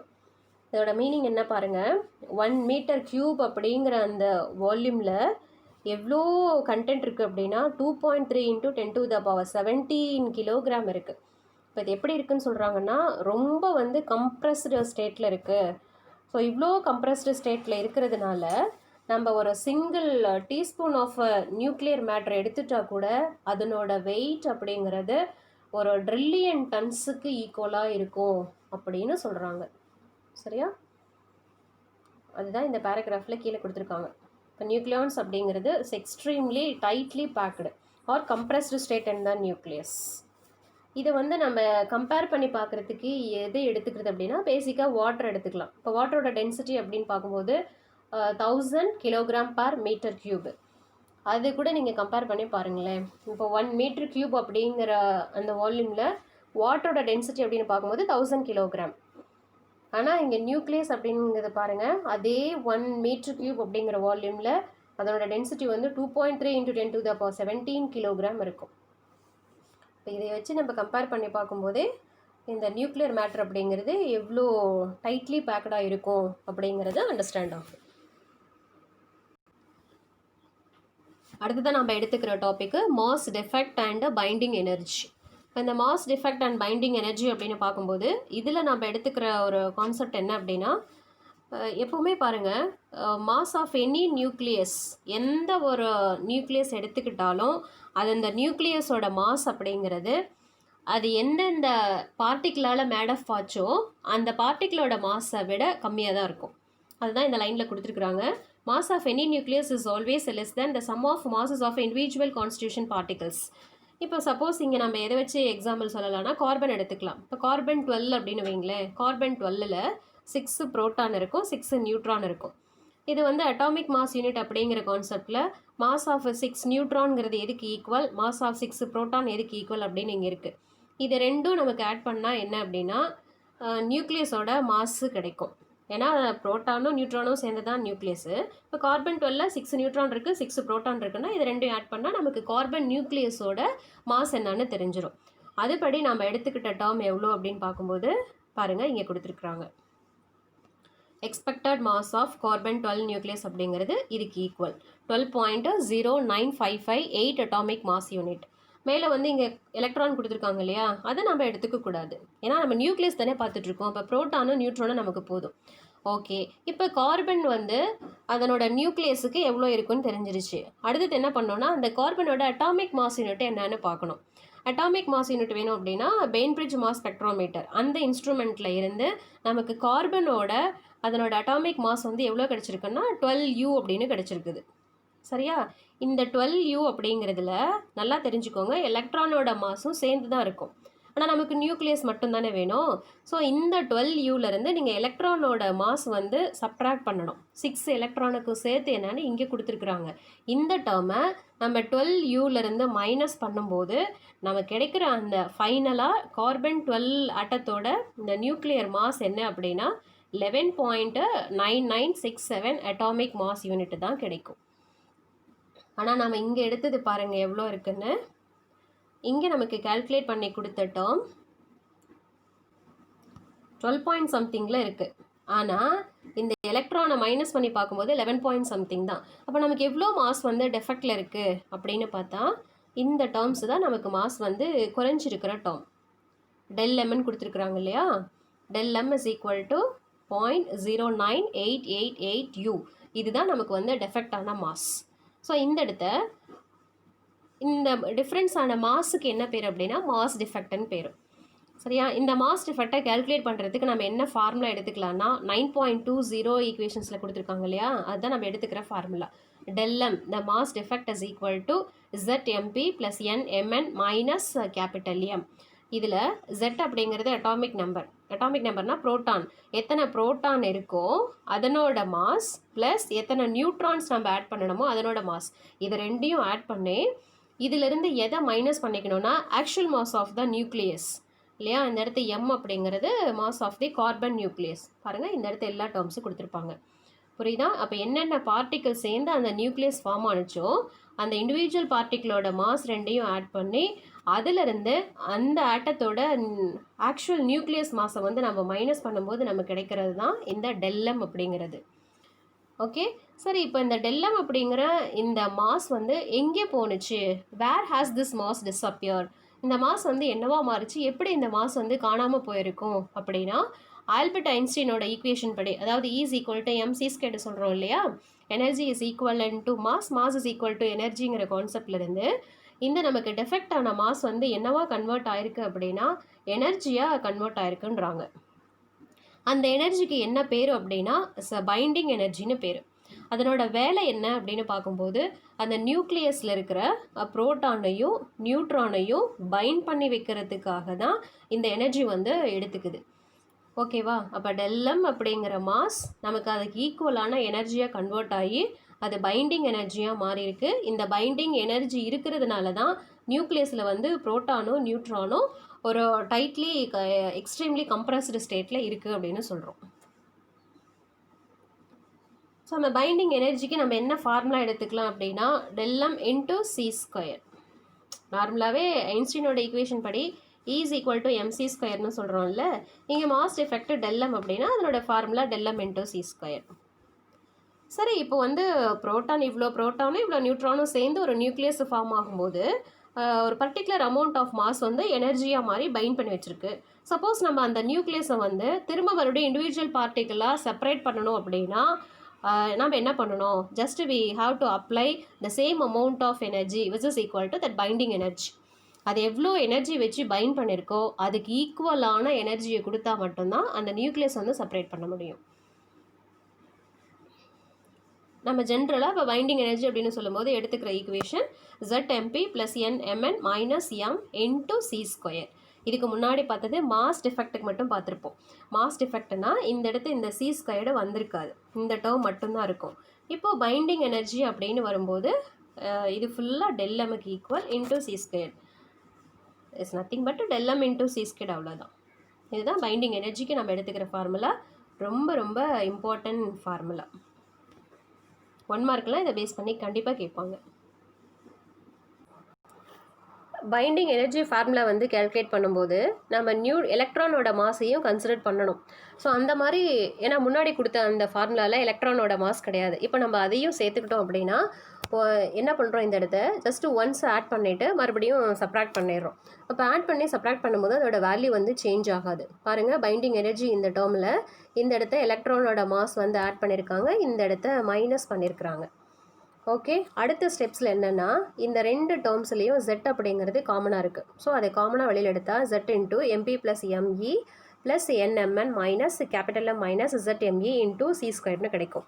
அடுத்து என்ன சொல்கிறாங்க, ME + ME mass of the proton and mass of electron இது ரெண்டும் சேர்ந்தது ஹைட்ரஜனோட மாஸுக்கு ஈக்குவல். ஏன்னா அதில் தான் நியூட்ரான் கிடையாது இல்லையா. அப்போ இது ரெண்டும் சேர்ந்தது mHக்கு ஈக்குவல்னா இந்த டேர்ம்ஸை வச்சு நான் ஃபார்முலா எழுதும் போது எப்படி கிடைக்கும்? Binding energy is equal to ZmH plus NMN minus M plus ZME into C² கிடைக்கும். திரும்ப மறுபடியும் என்ன சொல்கிறாங்க பாருங்கள், கேபிட்டல் M இன்ட்டு அது கடைசி இருக்கிற term capital M into ZE². இது வந்து எதுக்கு ஈக்குவல்னா MAவுக்கு ஈக்குவல். இப்போ MA அப்படிங்கிறது என்னது? மாஸ் ஆஃப் தி ஆட்டம். அந்த எலமெண்ட்டோட ஆட்டத்தோட மாஸ் தான் MA அப்படிங்கிறது. சரியா? இப்போ இந்த டேர்முக்கு வந்து கடைசி டேர்ம்ஸ் ஈக்குவலாக இருக்கும்போது நம்ம கடைசியாக பைண்டிங் எனர்ஜி அப்படிங்கிற ஃபார்முலாவை எப்படி எழுதலாம்னா ZmH plus NMN minus MA into C² சொல்லலாம். எலக்ட்ரானோட மாஸும் ஆட் பண்ணணும் அப்படிங்கிறதுக்காக தான் இந்த டேர்ம்ஸ் எல்லாம் எடுத்தது. பைண்டிங் எனர்ஜி நீங்கள் இதுக்கு முன்னாடி சொல்கிற மாதிரியும் சொல்லலாம், அல்லது ஹைட்ரஜனோட மாஸ் உள்ளே கொண்டுட்டு வரணும் அப்படிங்கிற கான்செப்டில் சொன்னால் இந்த மாதிரி ஒரு ஃபார்முலாவும் சொல்லலாம். அடுத்து இந்த நோட்டில் ஐன்ஸ்டீன் மாஸ் எனர்ஜி ஈக்குவலன்ஸை பார்த்தோம் இல்லையா, அதுபடி பார்க்கும்போது 1 அட்டாமிக் மாஸ் யூனிட் அப்படிங்கிறது எவ்வளோ எனர்ஜிக்கு ஈக்குவல் அப்படின்னு பார்த்தோன்னா is equal to mc² formula போட்டு m அப்படிங்கிறது அட்டாமிக் மாஸ் யூனிட்டு, c²ங்கிறது வெலாசிட்டி ஆஃப் லைட்டு ஸ்கொயர் பண்ணி வரட்டும். ஜூல் அப்படின்னு பார்த்தீங்கன்னா 14.94 இன்ட்டு 10⁻⁻11 ஜூலுக்கு ஈக்குவல். அதே வந்து எலக்ட்ரான் வோல்ட்டுக்கு நம்ம கன்வெர்ட் பண்ணி சொன்னால் 931 மில்லியன் எலக்ட்ரான் வோல்ட். இதுக்கு அந்த டேர்ம் வந்து ஈக்குவல். புரியுதா? So is equal to mc² அப்படிங்கிற இந்த எனர்ஜி ஈக்குவேஷன் எலக்ட்ரான் வோல்ட்டில் எதுக்கு ஈக்குவல் அப்படின்னு பார்க்கும்போது 931 MeVக்கு ஈக்குவல். இதுவும் ரொம்ப ரொம்ப இம்பார்ட்டன்ட் கான்செப்ட். நெக்ஸ்ட் நம்ம பார்க்குற ப்ராப்ளம் வந்து பைண்டிங் எனர்ஜி கான்செப்டை பேஸ் பண்ணி கொடுத்துருக்குறாங்க. ஹீலியம் நியூக்ளியஸுக்கு வந்து பைண்டிங் எனர்ஜி என்னென்னு கேல்குலேட் பண்ணணும். இப்போ ஹீலியம் அப்படின்னு சொல்லும்போது இங்கே நம்ம கொடுத்துருக்குது அதோட அட்டாமிக் மாஸ் ME அப்படிங்கிறது 4.00260 அட்டாமிக் மாஸ் யூனிட்டுக்கு equal. And mass of the hydrogen atom MH is equal to 1.00785 atomic mass unit. இதில் பைண்டிங் எனர்ஜி ஃபார்முலா அப்படிங்கிறது என்னென்னா ZmH plus NMN minus M into C². இதில் ஃபஸ்ட்டு இருக்கிற அந்த டேர்ம் அந்த ப்ராக்கெட்டுக்கு உள்ளே இருக்கிற டேர்ம் வந்து மாஸ் டெஃபெக்ட் ΔMக்கு ஈக்குவல். ஃபஸ்ட்டு என்ன பண்ணோன்னா மாஸ் டெஃபெக்ட் ஃபைண்ட் அவுட் பண்ணிவிட்டு அதுக்கப்புறம் தான் ΔM இன்ட்டு C² ஃபார்முலாவை யூஸ் பண்ணி பைண்டிங் எனர்ஜி கால்குலேட் பண்ணணும். ஸோ இந்த மாஸ் டெஃபெக்ட் அப்படிங்கிறது நம்ம எப்படி எடுத்துக்கிறோம், சப்ஸ்டியூஷனில் எப்படி கொடுத்துருக்குறாங்களோ அது போல தான். பாருங்கள், இந்த இடத்த Z அப்படிங்கிற அட்டாமிக் நம்பர், ஏன்னா ஹீலியம் தானே 2He4, இந்த இடத்த 2 அப்படிங்கிறது Z. இது வந்து டோட்டலாக A மாஸ் நம்பர். நமக்கு நியூட்ரான் நம்பர் வேணும் அப்படின்னா 4 - 2 எவ்வளோ கிடைக்கும்னா 2 அப்படின்னு கிடைக்கும். அதுபடி இந்த இடத்த நம்ம எடுத்துக்கிறது இந்த Z அப்படிங்கிறதுக்கு 2, MHோட வேல்யூ சப்ஸ்டியூட் பண்ணியிருக்கு, ப்ளஸ் 2 நியூட்ரான் இருக்குது. அதில் MN மாஸ் ஆஃப் த நியூட்ரான்னா அட்டாமிக் மாஸ் யூனிட் கான்செப்டில் இதுக்கு ஈக்குவல். இது எல்லாத்தையும் ஆட் பண்ணிவிட்டு டோட்டலாக mass of the helium nucleus இதிலேருந்து மைனஸ் பண்ணணும். அப்படி மைனஸ் பண்ணால் நம்ம கிடைக்கிற அந்த மாஸ் டெஃபெக்ட் எதுக்கு ஈக்குவலாக இருக்குன்னா இந்த இடத்து இது இருக்காமா, இது நெக்ஸ்ட் ஸ்டெப்பில் எழுதினாலும் சரி 0.03043 அட்டாமிக் மாஸ் யூனிட். இதுதான் மாஸ் டெஃபெக்ட். இப்போ இந்த மாஸ் டெஃபெக்ட் எடுத்து பைண்டிங் எனர்ஜி ஃபார்முலா சப்ஸ்டியூட் பண்ணி டோட்டலாக அதோட பைண்டிங் எனர்ஜி என்னன்னு பார்க்கணும். நம்ம ஏற்கனவே அந்த நோட்டில் என்ன பார்த்துருக்கோன்னா 1 அட்டாமிக் மாஸ் யூனிட் அப்படிங்கிறது எவ்வளோ எனர்ஜிக்கு ஈக்குவல், 931 மில்லியன் எலக்ட்ரான் வோல்ட்டுக்கு ஈக்குவல். இங்கே நமக்கு இருக்கிறது this much of atomic mass unit. பாருங்கள், இதனோட டேர்மில் வந்து இன்ட்டு யூன்னு இருக்குல்ல, 1 யூக்கு நமக்கு இவ்வளோ எனர்ஜி இருக்குன்னா நமக்கு இருக்கிற இந்த மாஸுக்கு பைண்டிங் எனர்ஜி என்ன அப்படின்னு வரும்போது நம்ம எடுத்துக்கிற ஃபார்முலா இதுதான் நம்மளோட ஃபார்முலா. புரியுதா? இப்போ இந்த இடத்த நம்பர் என்ன இருக்கோ அந்த நம்பரை மட்டும் எடுத்துக்கிட்டு U இன்ட்டு C² இதுக்கு தான் 931 MeV போடுறோம். அந்த மாதிரி இன்ட்டு பண்ணி நமக்கு கிடைக்கும் போது கடைசியாக வர வேல்யூ என்னென்னா 28.33 மில்லியன் எலக்ட்ரான் வோல்ட். புரியுதா? அதனோட டேர்ம் இந்த இடத்துக்கு கொடுத்துருக்காங்க பாருங்களேன். நீங்கள் ரொம்ப கன்ஃபியூஸ் பண்ணிக்க வேண்டாம், மறுபடியும் எல்லாம் எதுவும் மெஷர் பண்ண தேவையில்லை. ஜஸ்ட் வந்து 1U இன்ட்டு C²க்கு இந்த வேல்யூ ஏற்கனவே தெரிஞ்சிருச்சு அப்படின்னா அந்த டேர்மை இதால் மட்டும் நீங்கள் இன்ட்டு பண்ணிங்கன்னா போதும். புரியுதா? இப்போ ஒரு ஆல்ஃபா பார்ட்டிக்கிள், அதாவது ஹீலியம் நியூக்ளியஸ் வந்து பைண்ட் பண்ணி வைக்க எவ்வளோ எனர்ஜி தேவைப்படுதுன்னா 28.33 மில்லியன் எலக்ட்ரான் வோல்ட். அவ்வளோ எனர்ஜி வந்து அதுக்கு தேவையாக இருக்குது. அடுத்து பார்க்குறது பைண்டிங் எனர்ஜி கர்வ். இந்த பைண்டிங் எனர்ஜி கர்வ் அப்படிங்கிறது எதுக்கு எடுத்துக்கிறோன்னா பைண்டிங் எனர்ஜிக்கும் அதில் எத்தனை நம்பர் ஆஃப் நியூக்ளியான்ஸ் இருக்குது, ஐ மீன் அதோட மாஸ் நம்பர் என்ன, இது ரெண்டையும் ரிலேட் பண்ணி கொடுக்கறது தான் பைண்டிங் எனர்ஜி கர்வ். நம்ம எடுத்துக்கிற ஃபார்முலா கூட எப்படி இருக்குது பாருங்கள், BE/Aன்னு எடுத்துக்கணும். இந்த மாதிரி இது பைண்டிங் எனர்ஜி. மேலே இப்படி ஒரு கோடு போட்டுட்டா பைண்டிங் எனர்ஜி பர் நியூக்ளியான் அப்படின்னு இது வந்து ரீட் பண்ணணும். புரியுதா? இப்படி போட்டுட்டா BE படிச்சுட்டு இருக்காங்க அப்படிங்கிற மாதிரி மீனிங் கிடையாது. Binding energy per nucleon. புரிஞ்சிருச்சா? ஸோ இந்த இடத்த ஃபார்முலா அப்படின்னு பார்க்கும்போது பாருங்கள் 9.25 கொடுத்துருக்காங்க இல்லையா, அதுதான் formula. ZMH + NMN - M × C²/A. டோட்டலாக இவ்வளோ நியூக்ளியான்ஸ் இருக்குது. அதில் வந்து ஒரே ஒரு நியூக்ளியானுக்கு பைண்டிங் எனர்ஜி என்ன, அதுதான் இந்த இடத்த கான்செப்ட். நம்ம இதுக்கு முன்னாடி பார்த்த ப்ராப்ளம் வந்து ஹீலியம் பார்த்தோம் இல்லையா, ஹீலியமில் மொத்தமாக இருக்கிறது 4 நியூக்ளியான்ஸ். அது கிடைச்ச எனக்கு எனர்ஜி என்னென்னா 28.33 மில்லியன் எலக்ட்ரான் வோல்ட். அதில் பைண்டிங் எனர்ஜி பர் நியூக்ளியான் அப்படின்னு கேட்டாங்கன்னா என்ன பண்ணணும், அந்த 28.33 அப்படிங்கிற அந்த ஆன்சரை /4 டிவைட் பண்ணால் ஒரு நியூக்ளியானுக்கு எவ்வளோ பைண்டிங் எனர்ஜி அப்படிங்கிற ஆன்சர் கிடைக்கும். அந்த கான்செப்ட் தான் இந்த BE பார் அப்படின்னு சொல்கிறது. கீழே இருக்கிற அந்த டெஃபினேஷன்ஸும் பார்த்துக்கோங்க. டெஃபினேஷன் பார்த்துட்டு இந்த பைண்டிங் எனர்ஜி பர் நியூக்ளியான் அப்படிங்கிற இந்த டேர்மில் என்னென்ன பாயிண்ட்ஸ் கொடுத்துருக்குறாங்க அப்படின்னு பார்க்கலாம். கொடுத்துருக்கிற பாயிண்ட்ஸும் இந்த கிராஃப் இருக்கு இல்லையா, இதை பேஸ் பண்ணியும் கொடுத்துருப்பாங்க. இதில் ஃபஸ்ட்டு பாயிண்ட் பாருங்களேன், the value of a binding energy per nucleon rises as the mass number increases until it reaches a maximum value of 8.8 MeV for a mass number A is equal to 56. அதாவது இந்த binding energy per nucleon அப்படிங்கிற டேர்முக்கு இடையில் நம்ம draw பண்ணுற இந்த curve வந்து mass number அதிகமாகிட்டு தான் போகும். எது வரைக்கும் அதிகமாகும்னா அதோட மாஸ் நம்பர் வந்து 56ன்னு இருக்குது பார்த்தீங்களா, அது வரைக்கும் அந்த கர்வ் வந்து இன்க்ரீஸ் ஆகிட்டே போகும். அவங்க சொல்கிறது இந்த டேர்மு, இந்த இடம் 50னா சப்போஸ் இது வந்து 56 நம்ம எடுத்துக்கலாம் இல்லையா, இதுதான் 56ன்னு எடுத்துக்கோங்களேன். அப்போ இந்த ரீஜன் வரைக்கும் நமக்கு மாஸ் நம்பர் இன்க்ரீஸ் ஆனால் அந்த கர்வு என்ன ஆகிட்டு போகுதுன்னா இன்க்ரீஸ் ஆகிட்டு போகுது. அதுக்கு பிறகு என்ன ஆகும்னா ஸ்லோவாக டிக்ரீஸ் ஆகிட்டே போகும்.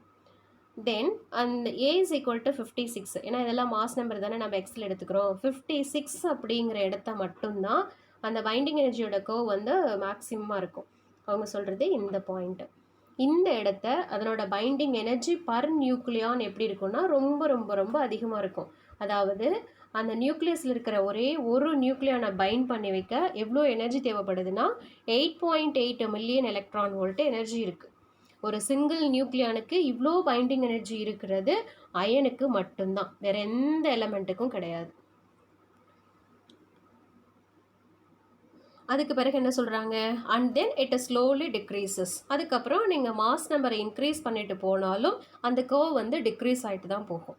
அடுத்து செகண்ட் பாயிண்ட்டில் average binding energy per nucleon is about 8.5 million electron volt for nuclei having mass number in between 40 to 120. Mass number வந்து 40க்கும் 120க்கும் இன்பிட்வீனில் இருக்கிற எல்லா எலமெண்ட்டுக்கும் அதனோட ஆவரேஜ் பைண்டிங் எனர்ஜி எவ்வளோ இருக்குன்னா 8.5 தான் இருக்கும். புரியுதா? 8.8 அப்படிங்கிறது அயனுக்கு மட்டும்தான். அதுக்கோ வந்து பீக்கில் இருக்கிற ஒரே ஒரு எலமெண்ட்டு. அதுக்கப்புறம் குறையுதுன்னு சொல்லிட்டாங்க இல்லையா, குறைஞ்சாலுமே ஆவரேஜ் என்ன அப்படின்னா 120 மாஸ் நம்பர் போகிற வரைக்குமே ஒரு நியூக்ளியானை பைண்ட் பண்ணி வைக்க தேவையான எனர்ஜி வந்து 8.5 தான். ஸோ இந்த மாதிரி இருக்கிற எலமெண்ட்ஸ் எல்லாமே ரொம்ப ஸ்டேபிளாக இருக்கும், ரேடியோ ஆக்டிவ் எலமெண்ட்டாக இருக்காது. ஏன் இருக்காதுன்னா binding energy 8.5 million electron volt. இந்த பைண்டிங் எனர்ஜி வந்து நார்மலாகவே ரொம்ப ஹை தான். அப்போ இவ்வளோ பைண்டிங் எனர்ஜி இருக்கிறதுனால அந்த எலமெண்ட் வந்து ஈஸியாக பிரேக் ஆகாது, அதாவது ரேடியோ ஆக்டிவ் எலமெண்ட்டாக அது மாறாதுன்றாங்க.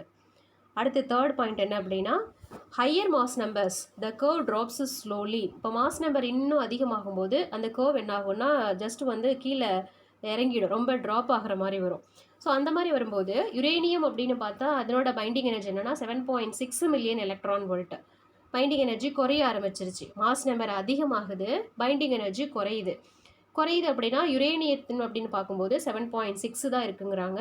இந்த மாதிரி பைண்டிங் எனர்ஜி குறையிறதுனால அது அன்ஸ்டேபிளாக இருக்கும் அண்ட் ஆல்சோ அது ரேடியோ ஆக்டிவ்க்கு இன்வால்வ் ஆகும். புரியுதா? இப்போ எப்படின்னா ஒரு கிளாஸு ரிவிஷன் அப்படின்னு வரும்போது ஸ்ட்ரென்த் வந்து ஓரளவுக்கு நமக்கு கண்ட்ரோலாக இருக்குது அப்படின்னா அந்த ஒவ்வொருத்தர் மேலே இருக்கிற இண்டிவிஜுவல் கேர் வந்து ரொம்ப நல்லாயிருக்கும், அதிகமாக இருக்கும். இதே வந்து ஸ்ட்ரென்த்து ரொம்ப அதிகமாகும் போது ஒரு 100 பேருக்கு பார்க்கணும் அப்படின்னா அந்த இண்டிவிஜுவாலிட்டி அப்படிங்கிறது குறையும். ஒவ்வொருத்தரோட தனிப்பட்ட கவனம் அப்படிங்கிறது அந்த அளவுக்கு இருக்காது, கான்சன்ட்ரேட் பண்ண முடியாது. அதே தான் இங்கேயும் சொல்கிறாங்க. மாஸ் நம்பர் ரொம்ப அதிகமாக போக போக போக அந்த எலமெண்ட்ல இருந்து பைண்ட் பண்ணி வைக்கிற ஒரு நியூக்ளியனோட பைண்டிங் எனர்ஜி அப்படிங்கிறது ஆட்டோமேட்டிக்காக குறைய ஆரம்பிச்சிடும். அப்போ குறைஞ்சது அப்படின்னா ஈஸியாக அந்த எலமெண்ட் வந்து பிரேக் பண்ணலாம். ஐ மீன் அந்த நியூக்ளியஸ் வந்து ஈஸியாக பிரேக் பண்ணலாம் அப்படிங்கிறது ரேடியோ ஆக்டிவ்க்கு இன்வால்வ் ஆயிரும் அப்படிங்கிறாங்க. அடுத்ததில் என்ன சொல்கிறாங்க பாருங்கள். If 2 light nuclei with mass number A less than 28, mass number வந்து 28க்கும் கீழே இருக்கிற எலமெண்ட்டு 2 லைட்டர் நியூக்ளியை வந்து ஒன்றா கம்பைன் ஆகும்போது அந்த ஃபைனல் நியூக்ளியஸோட மாஸ் நம்பர் 56க்கும் கீழே தான் இருக்கும். இது வந்து ஒரு நார்மல் வேல்யூ தான். ஸோ அந்த மாதிரி ஒரு ப்ராசஸ் நடந்தால் இதுக்கு என்ன பேர் அப்படின்னா நியூக்ளியர் ஃபியூஷன் அப்படின்னு பேர். இந்த பிரின்சிபல் எங்கே யூஸ் ஆகுதுன்னா ஹைட்ரஜன் பாம்பில் யூஸ் ஆகுது. அதே போல் ஹெவி எலமெண்ட் அப்படின்னு சொல்லும் போது என்ன சொல்லலாம், ஒரு பெரிய எலமெண்ட்டு 2 கம்பேரபிள் மாஸாக வந்து ஸ்ப்ளிட் ஆகுதுன்னு வைங்களேன், இதுக்கு வந்து நியூக்ளியர் ஃபிஷன் அப்படின்னு பேர். இப்போ ஃபிஷன் ஆனாலும் சரி ஃபியூஷன் ஆனாலும் சரி ஒரு எனார்மஸ் எனர்ஜி வந்து ரிலீஸ் ஆகும் 2 கேசஸ்லேயுமே. நம்ம இந்த பிரின்சிபல் ஐ மீன் அந்த நியூக்ளியர் ஃபிஷன் அப்படிங்கிறது எங்கே யூஸ் பண்ணுறாங்கன்னா ஆட்டம் பாம்பில் யூஸ் பண்ணுறாங்க. புரியுதா? இதெல்லாம் பைண்டிங் எனர்ஜி பர் நியூக்ளியான் அப்படிங்கிற கான்செப்ட் வச்சு நம்ம எடுத்துக்கிறோம். ஒன்றும் இல்லை, பேசிக்காக என்ன சொல்ல வர்றாங்க, பைண்டிங் எனர்ஜி வந்து ரொம்ப அதிகமாக இருக்குன்னா அது எதுக்குன்னா அயனுக்கு மட்டும்தான். அப்போ அந்த அயனை வந்து ஈஸியாக நம்மளால் பிரேக் பண்ண முடியாது, ரேடியோ ஆக்டிவ்க்கும் போகாது. அதுக்கு மேலே மாஸ் நம்பர் 120 வரைக்கும் ஆவரேஜாக இருக்கும் 8.5. அதுக்கு மேலே போகும்போது நமக்கு வந்து பைண்டிங் எனர்ஜி வந்து ஒரு நியூக்ளியானுக்கு குறைய ஆரம்பிச்சிடும். அதுக்கு பிறகு வர எலமெண்ட்ஸ் எல்லாமே மேபி ரேடியோ ஆக்டிவ்க்கு இன்வால்வ் ஆகும். அப்படி ரேடியோ ஆக்டிவ் இன்வால்வ் ஆகும்போது ஒன்று ஃபிஷன்னு சொல்லலாம், இன்னொன்று ஃபியூஷன்னு சொல்லலாம். இப்போ ஃபிஷன் அப்படின்னு சொல்லும்போது லைட்டர் நியூக்ளியஸாக எடுத்துக்கிறோம். இப்போ இந்த இடத்த கவனிங்க, ரொம்ப லைட்டர் நியூக்ளியஸாக இருந்தாலும் ரொம்ப ஹெவி நியூக்ளியஸாக இருந்தாலும் அதனோட பைண்டிங் எனர்ஜி கம்மியாக தான் இருக்கும். புரியுதா? அப்போ லைட்டர் நியூக்ளியை வந்து அதோட நியூக்ளியஸ் ஓவர் கம் பண்ணி 2 நியூக்ளியஸை கம்பைன் பண்ணுனா அது ஃபிஷன். அதே போல் ஹெவியர் நியூக்ளியஸ் வந்து ஸ்ப்ளிட் பண்ணி கம்பேரபிள் மாசஸாக உடைச்சோம் அப்படின்னா அது நியூக்ளியர் ஃபிஷன். ஃபியூஷன் வந்து ஹைட்ரஜன் பாம்ப்லேயும் ஃபிஷன் வந்து ஆட்டம் பாம்ப்லேயும் யூஸ் பண்ணுறாங்க. எக்ஸாம்பிள்ஸ் ஆஃப் 9.10 என்ன இருக்குது பாருங்களேன். Binding energy per nucleon of helium nucleus. நம்ம ஏற்கனவே பைண்டிங் எனர்ஜி கால்குலேட் பண்ணிட்டோம். பர் நியூக்ளியான்னா எவ்வளோ இருக்கும், 28.33 வந்து 4ஆல் டிவைட் பண்ணணும். பர் நியூக்ளியான்னா அந்த நியூக்ளியஸில் மொத்தம் எவ்வளோ நியூக்ளியான் இருக்குதுன்னு பாருங்கள். இப்போ இந்த இடத்த 2He4 தான் எடுத்துக்கிறோம். அந்த எனர்ஜி வந்து 4ஆல் டிவைட் பண்ணும்போது ஒரு நியூக்ளியானுக்கு நமக்கு எவ்வளோ பைண்டிங் எனர்ஜி தேவை அப்படின்னா 7 மில்லியன் எலக்ட்ரான் வோல்ட் அப்ராக்சிமேட்டாக கொடுத்துருக்குறாங்க.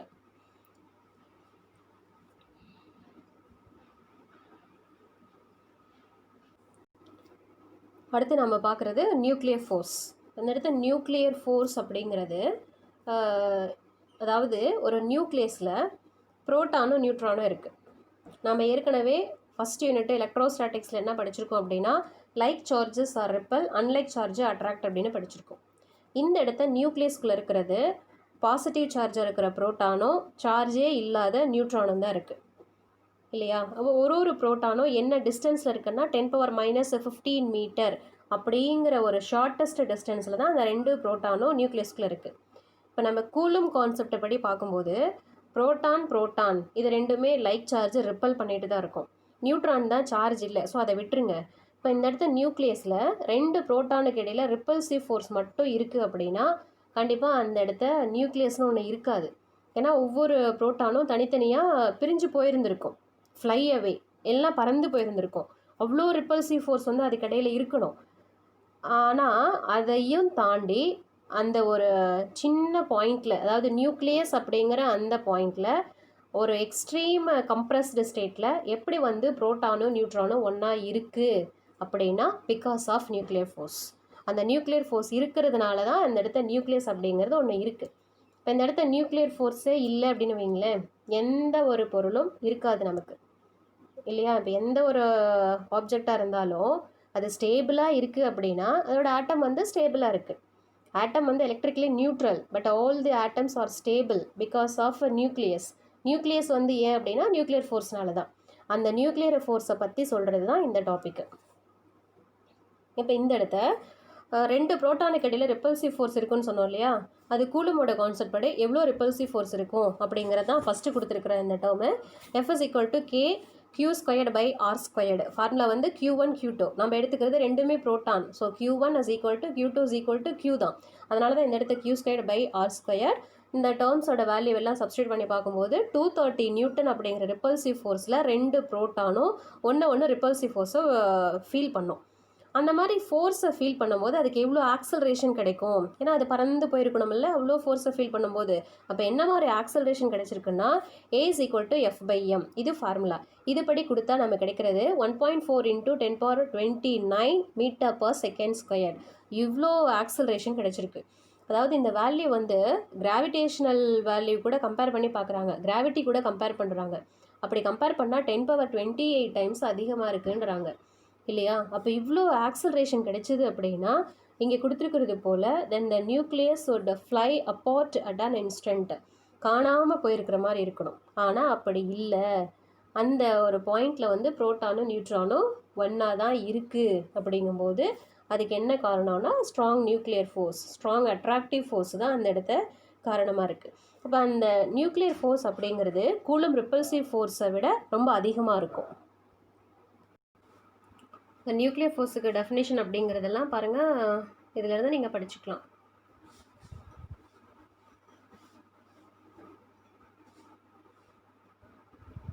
There must be a strong attractive force between proton and overcome the repulsive Coulomb force. அதிலிருந்து இது வரைக்கும் படிச்சிங்கன்னா நியூக்ளியர் ஃபோர்ஸ்னால் என்ன, கீழே வந்து ப்ராப்பர்ட்டிஸ். இப்போ ப்ராப்பர்ட்டி என்னன்னு பார்க்கலாம். ஃபஸ்ட்டு ப்ராப்பர்ட்டி என்ன இருக்குன்னா, நியூக்ளியர் ஃபோர்ஸ் அப்படிங்கிறது it's a very short range force. ஏன்னா அந்த நியூக்ளியரோட சைஸ் எது வரைக்கும் இருக்கோ அது வரைக்கும் மட்டும்தான் நியூக்ளியர் ஃபோர்ஸ் அப்படிங்கிறது நமக்கு வேலிடாக இருக்கும். அண்ட் தென் இதோட டிஸ்டன்ஸ் அப்படிங்கிறது ஒன்லி a few Fermi வரைக்கும் மட்டும்தான். ஓகே, இன்சைட் த நியூக்ளியஸில் the repulsive Coulomb force are attractive gravitational force between 2 proton, இதை விட இந்த ஸ்ட்ராங் நியூக்ளியர் ஃபோர்ஸ் அப்படிங்கிறது ஸ்ட்ரென்த் அதிகமாக தான் இருக்கும். அல்லது கூலும் ஃபோர்ஸாக இருந்தாலும் சரி, கிராவிடேஷனல் ஃபோர்ஸாக இருந்தாலும் சரி, இதை கம்பேர் பண்ணும்போது ரொம்ப வீக் ஃபோர்ஸு. அடுத்தது என்ன சொல்கிறாங்க பாருங்கள் அந்த கடைசியில். ஸோ இதனால் என்ன சொல்கிறாங்கன்னா nuclear force is the strongest force in nature அப்படின்றாங்க. நேச்சரில் இருக்கிற எல்லா ஃபோர்ஸை விட எது ரொம்ப ஸ்ட்ராங் அப்படின்னா ஒரு ஷார்ட் ரேஞ்சில் இருக்கிற நியூக்ளியர் ஃபோர்ஸ் தான் ஸ்ட்ராங்கஸ்ட் ஃபோர்ஸ். அண்ட் செகண்ட் பாயிண்டில் என்ன இருக்குது, நியூக்ளியர் ஃபோர்ஸ் இஸ் அட்ராக்டிவ். எப்படி பார்த்தாலும் இது வந்து அட்ராக்டிவ் ஃபோர்ஸ் தான். நீங்கள் ரிப்பல்சிவ் ஃபோர்ஸ்னு எங்கேயாவது எழுதிடாதீங்க. நியூக்ளியர் ஃபோர்ஸ் அப்படின்னாவே கண்ணை மூடிட்டு சொல்லலாம் அட்ராக்டிவ் ஃபோர்ஸ் தான். இது வந்து 2 புரோட்டானுக்கு இடையில் இருந்தாலும் சரி, 2 நியூட்ரானுக்கு இடையில் இருந்தாலும் சரி, அல்லது புரோட்டான் நியூட்ரான் எந்த மாதிரி பேருக்கு இடையில இருந்தாலும் அதோட ஸ்ட்ரென்த் வந்து ஒரே மாதிரி தான் இருக்கும். சரியா, புரோட்டான்னா ஸ்ட்ரென்த் அதிகம், புரோட்டான் நியூட்ரான்னா வீக், அந்த மாதிரிலாம் இல்லை. எந்த மாதிரி பார்ட்டிகளோட காம்பினேஷனாக இருந்தாலும் அதனோட ஸ்ட்ரென்த் வந்து ஈக்குவல். அடுத்தது தேர்ட் பாயிண்டில் நியூக்ளியர் ஃபோர்ஸ் அப்படிங்கிறது எலக்ட்ரான்ஸ் மேலே ஆக்ட் பண்ணாது. அந்த எலக்ட்ரான்ஸ் மேலே இதோட ப்ராப்பர்ட்டி இல்லை அப்படிங்கிறதுனால ஒரு ஆட்டத்தோட கெமிக்கல் ப்ராப்பர்ட்டியை இது எந்த வகையிலையும் அஃபெக்ட் பண்ணாது. புரியுதா? நியூக்ளியர் ஃபோர்ஸோட வேலை என்ன அப்படின்னா நியூக்ளியஸில் இருக்கிற நியூட்ரானையும் புரோட்டானையும் பைண்ட் பண்ணி வைக்கிறது மட்டும்தான். மற்றபடிக்கு அது எலக்ட்ரான் மேலே ஆக்ட் பண்ணுமான்னு ஆக்ட் பண்ணாது. அதனால் அந்த ஆட்டத்தோட கெமிக்கல் ப்ராப்பர்ட்டியில் எந்த சேஞ்சஸும் இருக்காது. சரியா? What is a nuclear force and right it's properties அப்படின்னு கேட்டாங்கன்னா டெஃபினேஷன்ஸை எழுதிட்டு இந்த 3 பாயிண்ட்ஸும் தெளிவாக எழுதணும். ரொம்ப ரொம்ப ஈஸியான கான்செப்ட்டு, ரொம்ப இம்பார்ட்டன்ட் கொஸ்டின். இப்போ இது வரைக்கும் நம்ம இந்த கிளாஸில் சொன்ன விஷயங்கள் எல்லாமே ஒரு நியூக்ளியஸோட ஸ்ட்ரக்சர், அதனோட பேசிக் ப்ராப்பர்ட்டிஸ், இது மட்டும்தான் சொன்னோம். இது எல்லாமே ரொம்ப இம்பார்ட்டன்ட். இதை நீங்கள் பேசிக்காக எடுத்துக்கிட்டு ஃபர்தராக வர லெசன்ஸ் வந்து நீங்கள் ஈஸியாக அண்டர்ஸ்டாண்ட் பண்ணிக்கலாம். அடுத்து தமிழ் வழி மாணவர்களுக்கு கொடுத்துருக்கிற தலைப்பு இங்கே கிளர்வு ஆற்றல், கிளர்வு மின்னழுத்தம். இந்த இடத்து கிளர்வு ஆற்றல் அப்படின்னு வரும்போது நாம் எடுத்துக்கிறது ஹைட்ரஜன் அணுவில் இருக்கிற எலக்ட்ரான்.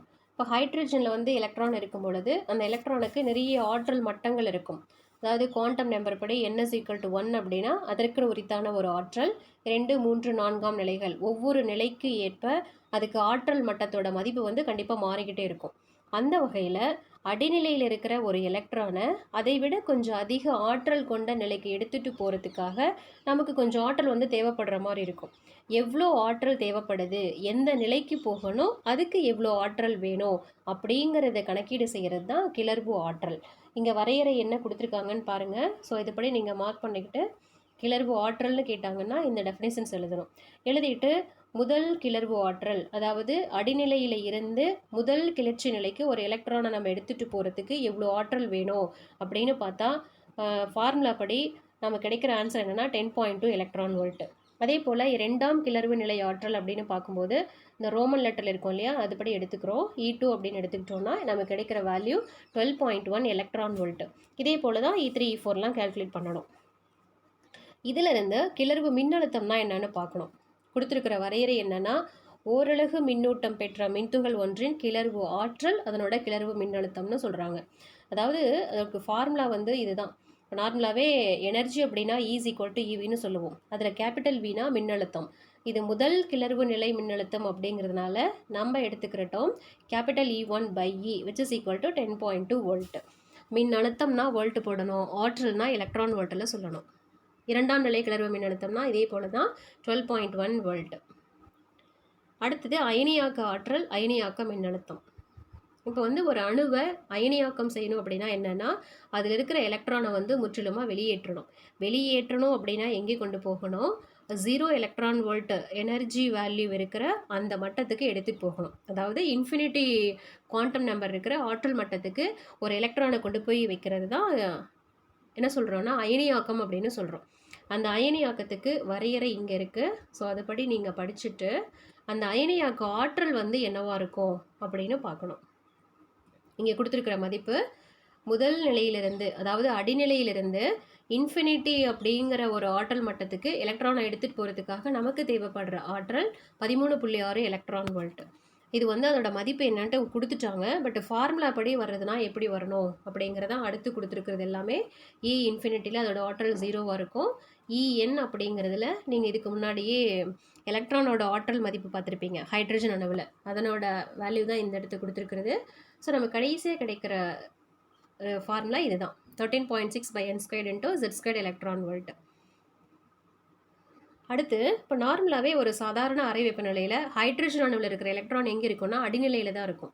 அப்படி அடிநிலையில் இருக்கிற எலக்ட்ரானை E∞, அதாவது குவாண்டம் நம்பர் வந்து இன்ஃபினிட்டியாக இருக்கிற ஆற்றல் 0ன்னு சொல்கிறோம் இல்லையா, அந்த ஒரு நிலைக்கு வந்து எலக்ட்ரானை கொண்டுட்டு போய் வச்சா அதுக்கு என்ன பேர் அப்படின்னா முதல் அயனியாக்க ஆற்றல்னு பேர். வரையறை இதுதான். தெளிவாக இந்த இடத்தையும் நீங்கள் படிச்சுக்கணும். சின்ன சின்ன டெஃபினிஷன்ஸ்லாம் நிறையா இருக்கும். இதிலிருந்து இங்கே இது வரைக்கும் புரியுதா? இது வரைக்கும் ஒரு ஹைட்ரஜன் அணு வந்து அயனியாக்கம் செஞ்சுட்டா அதை ஹைட்ரஜன் அயனி அப்படின்னு சொல்லணும். அதை தான் நம்ம H+ அப்படின்னு சொல்கிறோம். அதுக்கு மேலே, அதாவது அயனியாக்க ஆற்றலுக்கு மேலே நம்ம அதுக்கு அதிகமாக ஆற்றல் கொடுத்தா அது என்னவா எடுத்துக்கும், அதுக்கு இயக்க ஆற்றலாக அது வந்து பயன்படுத்திக்கும். அடுத்தது அயனியாக்க மின்னழுத்தம்.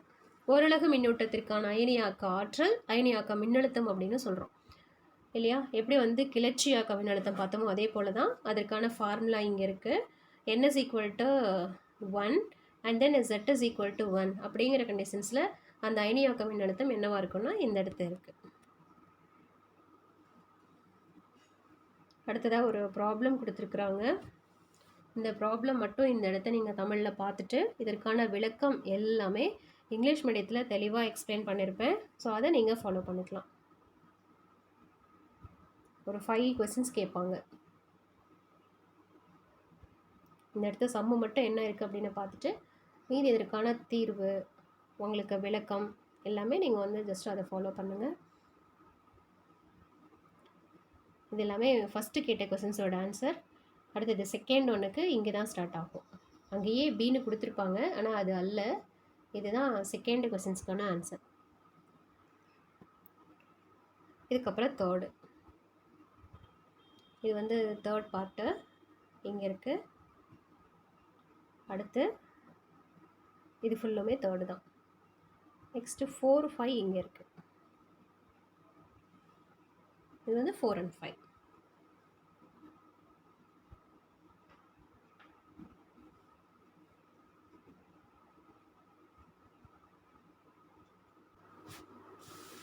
அடுத்து கொடுத்துருக்கிறது அணு நிறமாலை. இப்போ அணு நிறமாலை அப்படின்னு பார்க்கும்போது இங்கே நமக்கு என்னென்ன கொடுத்துருக்குறாங்கன்னா பல்வேறு பொருட்கள், அதாவது திட திரவ வாயு பொருள், இதையெல்லாம் வந்து நம்ம சூடுபடுத்தும் போது அல்லது வெப்பப்படுத்தும் போது அது என்ன பண்ணும், மின்காந்த கதிர்வீச்சுக்களை வெளியிடும். அந்த கதிர்வீச்சுக்கள் வந்து தொடர் நிறமாலை பகுதியில் காணப்படும். அந்த பகுதியில் தான் இருக்கா அப்படிங்கிறத நாம் தெளிவு பண்ணிக்கிறதுக்காக என்ன பண்ணுறோம், கண்ணுறு ஒளி இருக்கு இல்லையா, அதை நம்ம ஆராய்ஞ்சு பார்க்கும்போது அதனோட அலைநீளங்கள் எல்லா அலைநீளங்களும் இருக்கிற ஒரு தொடர் நிறமாலையாக தான் இருந்துச்சு. அப்போது கண்ணுறு ஒளி அப்படின்னா அது வந்து மின்காந்த கதிர்வீச்சு. அதே போல் இந்த மாதிரி பொருட்கள் கொடுக்குற அந்த மின்காந்த கதிர்வீச்சுக்களும் இந்த தொடர் நிறமாலை பகுதியில் தான் இருக்குது அப்படிங்கிறது உறுதியாகுது. அடுத்ததான் இந்த 20ஆம் நூற்றாண்டோட முற்பகுதியில் என்ன பண்ணாங்கன்னா, இந்த மாதிரி பொருட்களை வந்து தீச்சுடர் அல்லது மின்னிறுக்க குழாய் இதில் வச்சு அந்த அணுக்கள் வந்து வெளியிடுற அந்த கதிர்வீச்சுகளோட தன்மை வந்து எப்படி இருக்குன்னு ஆராய்ச்சி பண்ணாங்க. ஸோ அந்த மாதிரி அதை வந்து புகைப்படம் எடுத்தோ அல்லது நேரடியாகவோ பார்க்கும்போது அவைகள் வந்து ஒரு தொடர் நிறமாலை அப்படிங்கிறதுக்கு பதிலாக ஒவ்வொரு அந்த பொருளும் வெளிவிடுற அந்த கதிர்வீச்சுக்கள் வந்து தனித்தனியான வரிகளோட தொகுப்பாக காணப்பட்டது. அப்படி இருக்கிற அந்த ஒவ்வொரு வரிகளோட அலைநீளங்களும் நன்கு வரையறுக்கப்பட்டதாகவும் இருந்தது. அதுவும் இல்லாமல் அவற்றோட இருப்பு நிலை கொடுத்துருக்காங்க பார்த்தீங்களா, இருப்பு நிலை, பொலிவு, இது எல்லாமே அந்த தனிமத்துக்கே உரித்தான பண்பாக இருந்துச்சு அப்படின்னும் சொல்கிறாங்க. ஸோ இந்த மாதிரி இருக்கிறதுனால, அதாவது இங்கே கொடுத்துருக்காங்க இல்லையா, ஒவ்வொரு தனிமத்திற்கும் அதற்கே உரித்தான தனித்தன்மை கொண்ட நிறமாலைகள் இருக்குது அப்படிங்கிறத பயன்படுத்தி என்ன பண்ணலான்னா அந்த தனிமம் என்ன அப்படிங்கிறத கண்டுபிடிக்கலாம். ஸோ இந்த ஒரு கருத்தை வச்சு தான் நம்ம வந்து விண்மீன்கள், சூரியன் மற்றும் இனம் கண்டறியாத சேர்மங்கள் அதில் என்னென்ன மாதிரி தனிமங்கள் இருக்குது அப்படிங்கிறத வந்து கண்டுபிடிச்சாங்கன்னு சொல்கிறாங்க. ஸோ இந்த பொருட்களில் இருக்கிற அந்த சேர்மங்களை கண்டுபிடிக்கிறதுக்காக நமக்கு பயன்பட்டது இந்த அணு நிறமாலை. அந்த மாதிரி இருக்கிற அணு நிறமாலையில் நம்ம இங்கே பார்க்குறது ஹைட்ரஜன் நிறமாலை. இப்போ அந்த ஹைட்ரஜன் நிறமாலை அப்படின்னு சொல்லும்போது ஒரு குழாயில் அடைக்கப்பட்ட ஹைட்ரஜன் வாயுவை வந்து வெப்பப்படுத்தும் போது அதிலிருந்து நமக்கு வந்து நன்கு வரையறுக்கப்பட்ட குறிப்பிட்ட அலைநீளங்களை கொண்ட மின்காந்த கதிர்வீச்சுகள் கிடைச்சிருக்கு. இந்த இடத்த மின்காந்த கதிர்வீச்சுகள் கிடைச்சிது அப்படிங்கிறது வெளிவிட நிறமாலை. அது வந்து 5th லெசன்ஸில் நம்ம படிச்சுட்டோம். இங்கே என்னென்ன பண்ணுறோன்னா, உட்கவர் நிறமாலைனா அது எப்படி இருந்திருக்கும், வெளிவிடுனா எப்படி இருந்திருக்கும், எப்போ உட்கவர் கிடைக்கும், எப்போ வெளிவிடு கிடைக்கும் அப்படின்னு பார்க்கணும். அதுக்கு தான் என்ன சொல்கிறாங்க, பொதுவாகவே நம்ம எந்த ஒரு கேஸாக இருந்தாலும் சரி அதை ஹீட் பண்ணும்போது என்ன பண்ணோம், அதில் இருக்கிற எலக்ட்ரான்ஸ் எல்லாமே எக்ஸைட்டட் ஸ்டேட்டுக்கு போகும், அதாவது கிளர்ச்சி அடைய பார்க்கும். அந்த மாதிரி கிளர்ச்சி அடையிறதுக்கு நம்ம ஹீட் பண்ணாலும் சரி அல்லது அந்த அடிநிலையில் இருக்கிற அந்த வாயுவின் மேலே ஒரு ஒளியை செலுத்தினாலும் சரி, எது பண்ணினாலும் அது நம்ம என்ன அமௌண்ட் ஆஃப் எனர்ஜி கொடுக்குறோமோ அந்த எனர்ஜிக்கு இருக்கிற பர்டிகுலர் அலைநீளங்கள் இருக்கிற அந்த ஒளியை மட்டும் உறிஞ்சிக்கிட்டு அது வந்து கிளர்ச்சி நிலைக்கு போகும். சரியா? இப்போ என்ன மாதிரி கலரை வந்து அது அப்சர்வ் பண்ணுச்சோ, என்ன மாதிரி நிறங்களை வந்து அது உறிஞ்சுதோ அது மட்டும்தான் உட்கவர் நிறமாலையில் தெரியும். அது வந்து எடுத்துக்கொள்ளாத நிறங்கள் அதனோட உட்கவர் நிறமாலையில் கருமை வரிகளாக தெரியும் அப்படின்னு சொல்கிறாங்க. பாருங்க, அதுதான் இது. இப்போ ஹைட்ரஜன் நிறமாலையோட இது வந்து ஃபஸ்ட்டு கொடுத்துருக்கிறது உட்கவர், செகண்டு வந்து வெளிவிட நிறமாலை. ஃபஸ்ட்டு இருக்கிறது வெளிவிடு, செகண்டு வந்து உட்கவர். இப்போ இந்த ஹைட்ரஜன் அப்படின்னு பார்க்கும்போது அது அடிநிலையிலிருந்து கிளர்ச்சி நிலைக்கு போகும்போது இந்த எல்லோ கலர் லைட் இருக்கிற வேவ் லென்த்தை மட்டும்தான் அப்சர்வ் பண்ணியிருக்கு. அதனால் அதனோட உட்கவரில் எல்லோ மட்டும் தெரியுது. அது எடுத்துக்கொள்ளப்படாத நிறங்கள் அப்படிங்கிறது எப்படி இருக்குன்னா இந்த மாதிரி கருமை கோடுகளாக தெரியும். அடுத்ததான் இப்போ எலக்ட்ரான்கள் வந்து அடிநிலையில் இருந்து கிளர்ச்சி நிலைக்கு போகுது இல்லையா, அந்த கிளர்ச்சி நிலை அப்படிங்கிறது ஆயில் வந்து ரொம்ப குறைவான நிலை, 10⁻⁸ செகண்ட்ஸ் தான் இருக்கும். அதுக்கப்புறம் அது கீழே வரும்போது அடிநிலைக்கு வரும்போது என்னென்ன கலர்ஸை வந்து இதெல்லாம் எடுத்துக்கிட்டு கிளர்ச்சி நிலைக்கு போச்சோ அதே வண்ணங்களை வந்து திரும்ப நமக்கு கொடுத்துரும். அப்படி கொடுக்கறது அப்படிங்கிறது தான் வெளிவிட நிறமாலை. இந்த வெளிவிட நிறமாலையில் என்ன கலர்ஸை எடுத்துக்கிட்டு போச்சோ அந்த கலர்ஸ் எல்லாமே நமக்கு திரும்ப கிடைக்கும். அதுதான் ஃபஸ்ட்டு கொடுத்துருக்கிற இந்த டயக்ராம். இது வந்து வெளிவிட, ஃபஸ்ட்டு கொடுத்துருக்கிறது வெளிவிட, செகண்ட் வந்து உட்கவர்.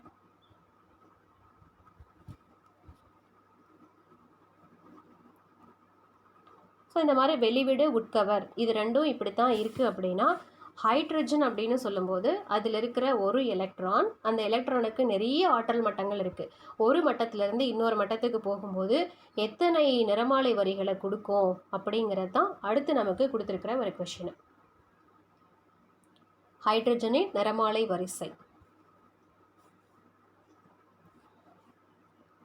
இந்த ஹைட்ரஜன் நிறமாலையில் நிறைய வரிசை தொகுதிகள் இருக்குது.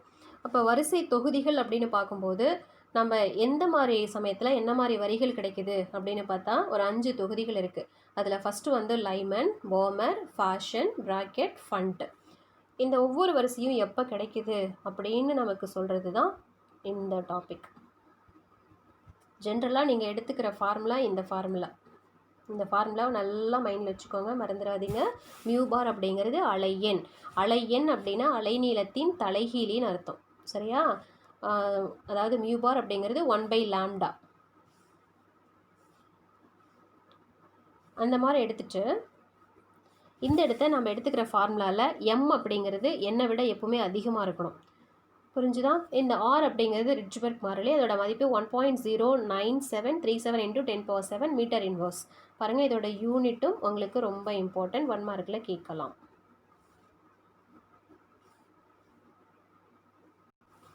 இதில் ஃபஸ்ட்டு பார்க்குறது லைமன் வரிசை. இப்போ லைமன் வரிசை அப்படிங்கிறது ஹைட்ரஜன் அந்த அணுவில் 2ஆம் நிலை ஆற்றல் மட்டத்திலிருந்து 2, 3, 4 எது வேணாலும் இருக்கலாம்.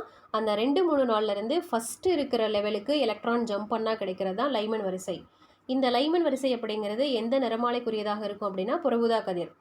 இதில் எடுத்துக்கிற ஃபார்முலா இதுதான். ஓகே, இந்த இடத்த N அப்படிங்கிறது 1 அடிநிலைக்கு இருக்குது, M அப்படிங்கிறது அதுக்கு மேலே 2, 3, 4. அதாவது எந்த ஒரு உயர்நிலை, அதாவது 2, 3, 4லேருந்து ஃபஸ்ட்டில் இருக்கிற அந்த ஆர்பிட்டுக்கு வந்தாவே அதெல்லாம் லைமன் வரிசையை கொடுக்கும். அடுத்தது 3, 4, 5 அப்படிங்கிற ஆர்பிட்லேருந்து செகண்ட் ஸ்டேட்டுக்கு எலக்ட்ரான் ஜம்ப் பண்ணும்போது நமக்கு கிடைக்கிறது பாமர் வரிசை. இது வந்து கண்ணுறு ஒளி பகுதியில் இருக்கும். அதற்கான ஃபார்முலா தான் இந்த இடத்திற்கு. தேர்டு பாருங்கள், உயர் மட்டமாக இருக்கிற 4, 5, 6 அந்த மாதிரி ஆர்பிட்லேருந்து தேர்ட் ஆர்பிட்டுக்கு எலக்ட்ரான் ஜம்ப் பண்ணும்போது கிடைக்கிறது எல்லாமே ஃபாசன் வரிசை. இந்த ஃபேஷன் அப்படின்னு சொல்லும்போது எங்கே இருக்குன்னா இன்ஃப்ராரெட் அகச்சிவப்பு கதிர் பகுதியில் இருக்கும். எந்த மட்டத்துக்கு வரணும் அப்படிங்கிறது ஃபஸ்ட்டு, எங்கிருந்தெல்லாம் வரணும் அப்படிங்கிறது தான் எம். அடுத்ததாக 5, 6, 7 அப்படிங்கிற உயர் மட்டத்திலிருந்து 4 அப்படிங்கிற அந்த ஆற்றல் மட்டத்துக்கு எலக்ட்ரான் ஜம்ப் பண்ணால் கிடைக்கிறது பிராக்கெட் வரிசை. இதுவும் வந்து அகச்சிவப்பு மின்காந்த அலைநீள பகுதியில் தான் இருக்கும். அதற்கான ஃபார்முலா. அடுத்தது ஃபண்ட் வரிசை அப்படிங்கிறது 6, 7, 8 அப்படிங்கிற உயர்மட்டத்திலிருந்து 5 அப்படிங்கிற தாழ்மட்ட ஆற்றல் மட்டத்திற்கு எலக்ட்ரான் ஜம்ப் பண்ணும்போது கிடைக்கிறது ஃபண்ட். இதுவும் வந்து ஐஆர் ரீஜனில் தான் இருக்கும். அதற்கான ஃபார்முலாவும் கொடுத்துருக்குறாங்க. மொத்தமாக சேர்த்து இந்த ஒரு அட்டவணை மட்டும் உங்கள் மைண்டில் இருந்தால் போதும், இந்த கொஸ்டின்ஸ் வந்து ஈஸியாக அட்டன் பண்ணிடலாம். அடுத்தது இந்த போர் அணுமாதிரியோட குறைபாடுகள் அப்படின்னு சொல்லும்போது ஹைட்ரஜன் மற்றும் ஹைட்ரஜன் போன்ற அணுக்களுக்கு மட்டும்தான் இவரோட அணுமாதிரி வந்து பொருத்தமானது. சிக்கலான அணுக்களுக்கு வந்து இது பொருத்தம் கிடையாது. ரெண்டாவது, ஹைட்ரஜன் நிறமாலையில் இருக்கிற வரிகளை வந்து ஒவ்வொரு வரிகளையும் உற்று நோக்கும்போது அது வந்து பல மங்கலான வரிகளால் ஆனது அப்படிங்கிறது தெரியுது. இந்த நுண்ணிய வரி அமைப்பை வந்து போர் கொள்கையினால் சொல்ல முடியல. இது வந்து ஒரு குறைபாடு. மூணாவது என்ன அப்படின்னா, எலக்ட்ரான்கள் வந்து எப்படி பகிர்ந்திருக்கு அப்படிங்கிறத பற்றி அவர்னால் சொல்ல முடியல. அடுத்ததாக நிறமாலை வரிகளோட செறிவு வந்து எப்படி இருக்கும் அப்படிங்கிறதுக்கான விளக்கமும் அவர்னால் கொடுக்க முடியல. இந்த 4 பாயிண்ட்ஸும் போர் அணுமாதிரியோட குறைபாடுகள்.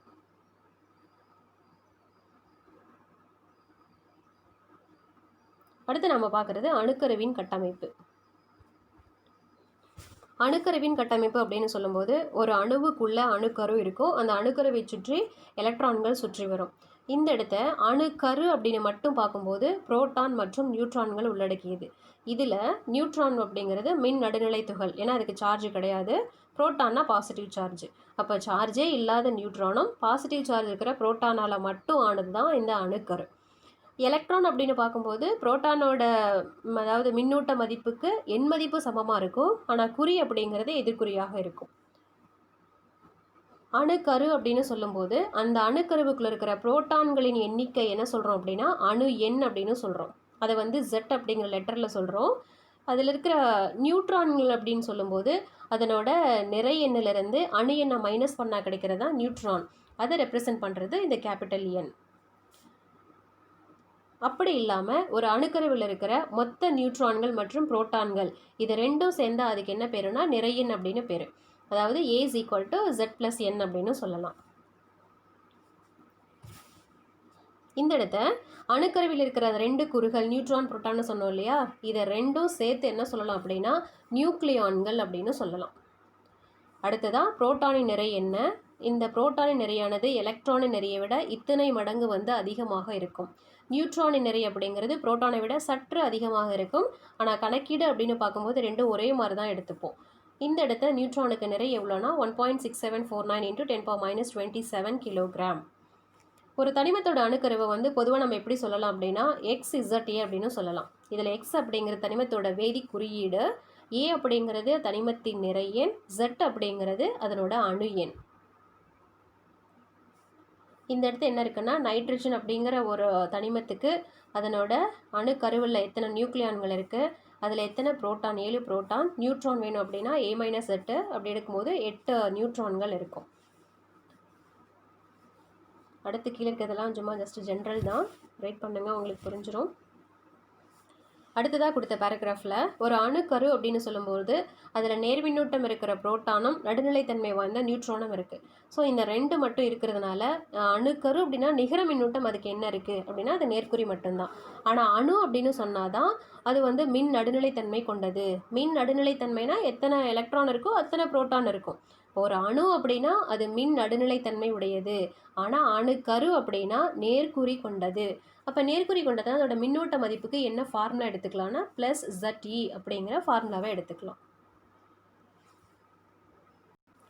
அடுத்து ஐசோடோப், ஐசோபார், ஐசோட்டோன். ஐசோடோப் அப்படிங்கிறது பாருங்கள், அதற்கான வரையறை இங்கே இருக்குது. சமமான அணு எண்ணும் வேறுபட்ட நிறை எண்ணும் கொண்டது தான் ஐசோடோப் அப்படின்னு சொல்கிறோம். இதை வந்து ஹைட்ரஜன், புரோட்டியம், டியூட்ரியம் இதுக்கெல்லாம் எந்த மாதிரி இருக்குது அப்படிங்கிறது இங்கே இருக்குது. கார்பன் அப்படின்னா அதனோட ஐசோடோப் 4 இருக்குது. 4னா கார்பன் 611, கார்பன் 612, கார்பன் 613, கார்பன் 614. அது இயற்கையில் எது எவ்வளோ ரேஷியோவில் கிடைக்குது அப்படிங்கிறத கொடுத்துருக்குறாங்க. ஜஸ்ட் அதெல்லாம் ரீட் பண்ணுங்க போதும். இப்போ இந்த இடத்த ஐசோடோப் அப்படின்னு சொல்லும்போது ஒரே மாதிரி அணு எண்ணு தான் இருக்கும். அந்த அணு எண்ணு தான் அதனோட இயற்பியல் வேதியியல் பண்புகளை நிர்ணயிக்கிறது. இந்த இடத்த ஐசோடோப் அப்படிங்கிறது அதனோட இயற்பியல் பண்புகள் ஒரே மாதிரி தான் இருக்கும். ஏன்னா ஒரே தனிமத்தோட வேறுபட்ட அணுக்கள் தானே, அப்போ கண்டிப்பாக அதனோட இயற்பியல் பண்புகளும் வேதியியல் பண்புகளும் ஒரே மாதிரி தான் இருக்கும். அடுத்தது ஐசோபார் அப்படின்னா சமமான நிறை எண்ணும் வேறுபட்ட அணு எண் கொண்டது. வெவ்வேறு தனிமத்தோட அணுக்கள் அப்படிங்கிறதுனால இதனோட இயற்பியல் வேதியியல் பண்புகள் மாறுபட்டவைகளாக இருக்கும். ஐசோட்டோன் அப்படின்னாவே சம எண்ணிக்கை கொண்ட நியூட்ரான்களை கொண்டது. அடுத்தது அணு நிறையும் அணுக்கரு நிறையும். இப்போ அணு நிறை அப்படின்னு சொல்லும்போது அதை நம்ம குறிப்பிடுற அலகு அணு நிறை அலகு U அப்படிங்கிற ஒரு எழுத்தில். அணு நிறை அலகு அப்படிங்கிறது நம்ம பொதுவாக எடுத்துக்கிற ஃபார்முலா, இந்த கார்பன் 12 இருக்கு இல்லையா, அந்த 12 அணுவின் நிறையில் 12இல் ஒரு பங்கு. இதுதான் ஒரு அணுவோட நிறையாக எடுத்துக்கிறோம். அப்படி பார்க்கும்போது எதுக்கு ஈக்குவல்னா 1.660 × 10⁻27 கிலோகிராமுக்கு ஈக்குவல். இதற்கான வரையறை பாருங்கள், இந்த இடத்துல இருக்க 2 மார்க்கில் கேட்டாங்கன்னா நீங்கள் இதுதான் படிக்கணும். இந்த இடத்துல இருக்கு. அடுத்ததா அணு நிறை அலகுல வந்து ஒரு நியூட்ரானோட நிறை என்னவா இருக்கும், புரோட்டானின் நிறை என்னவா இருக்கும், அதே போல் ஹைட்ரஜனுக்கு என்ன இருக்கும் அப்படின்லாம் கொடுத்துருக்காங்க. அதெல்லாம் பாருங்கள். அதுக்கும் கீழே இருக்கிறது ஒரு அணுவின் நிறை அப்படிங்கிறது எதன் மூலமாக எடுக்கலாம்னா பெயின்பிரிட்ஜ் நிறமாலைமானி அப்படிங்கிற கருவி மூலமாக தான் அணுவோட நிறையை வந்து கண்டுபிடிக்க முடியும். அணுக்கரு நிறை வேணும் அப்படின்னா அதுலேருந்து எலக்ட்ரான நிறைய மைனஸ் பண்ணிட்டா அணுக்கரு கிடைக்கும். இந்த இடத்த நம்ம அந்த லாகரிதமிக் டேபிளில் கொடுத்துருப்பாங்க இல்லையா, பீரியாடிக் டேபிள், தனிம வரிசை அட்டவணை. அந்த தனிம வரிசை அட்டவணையில் ஒரு தனிமத்துக்கும் பக்கத்தில் ஒரு நிறை கொடுத்துருப்பாங்க. அந்த நிறை அப்படிங்கிறது அதனோட ஐசோடோப்புகளோட அளவுகளை வந்து கணக்கில் எடுத்துக்காம அணு நிறையோட சராசரி மதிப்பு என்னவாக இருக்குமோ அந்த மதிப்பு தான் தனிம வரிசை அட்டவணையில் கொடுத்துருக்கிறது. அதை விளக்குறதுக்கு தான் இந்த எடுத்துக்காட்டு சம்மு.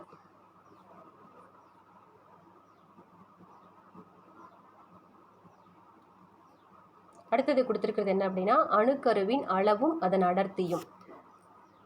அணுக்கரு அப்படின்னு பார்க்கும்போது அதனோட அளவு, அதாவது கோளக வடிவம் ஆனது. இந்த கோளக வடிவம் அப்படின்னு சொல்லும்போது Z > 10 அப்படிங்கிற அணுக்கருவுகளுக்கு பொதுவான ஒரு வாய்ப்பாடு அதனோட ஆரம் கண்டுபிடிக்கிறதுக்கு R = R0a⁴ 1/3. இதில் இருக்கிற ஒரு லெட்டரும் என்ன சொல்லுது அப்படிங்கிறது இங்கே இருக்கு. ஜஸ்ட் இது பாருங்கள்.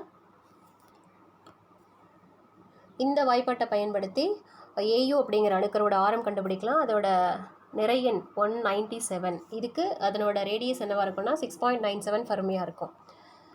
அடுத்து கொடுத்துருக்கிறது என்ன அப்படின்னா நிறையன் A கொண்ட அணுக்கருவின் அடர்த்தி என்னன்னு கேட்குறாங்க. இந்த அடர்த்தி அப்படிங்கிறதெல்லாம் ஜஸ்ட் கேல்குலேஷன் ஓரியன்ட் தானே. அதனால் நீங்கள் இங்கிலீஷ் மீடியம் என்ன சொன்னமோ அதை ஃபாலோ பண்ணுங்கள். அணுக்கருவி நிறை அப்படின்னா இந்த மேலே இருக்கிற இந்த ஃபார்முலா இருக்கு இல்லையா, அப்போ ரோ அப்படிங்கிறது அடர்த்தி, m/v மாஸ் பர் வால்யூம், நிறை பை பருமன் தான் பொதுவான சமன்பாடு.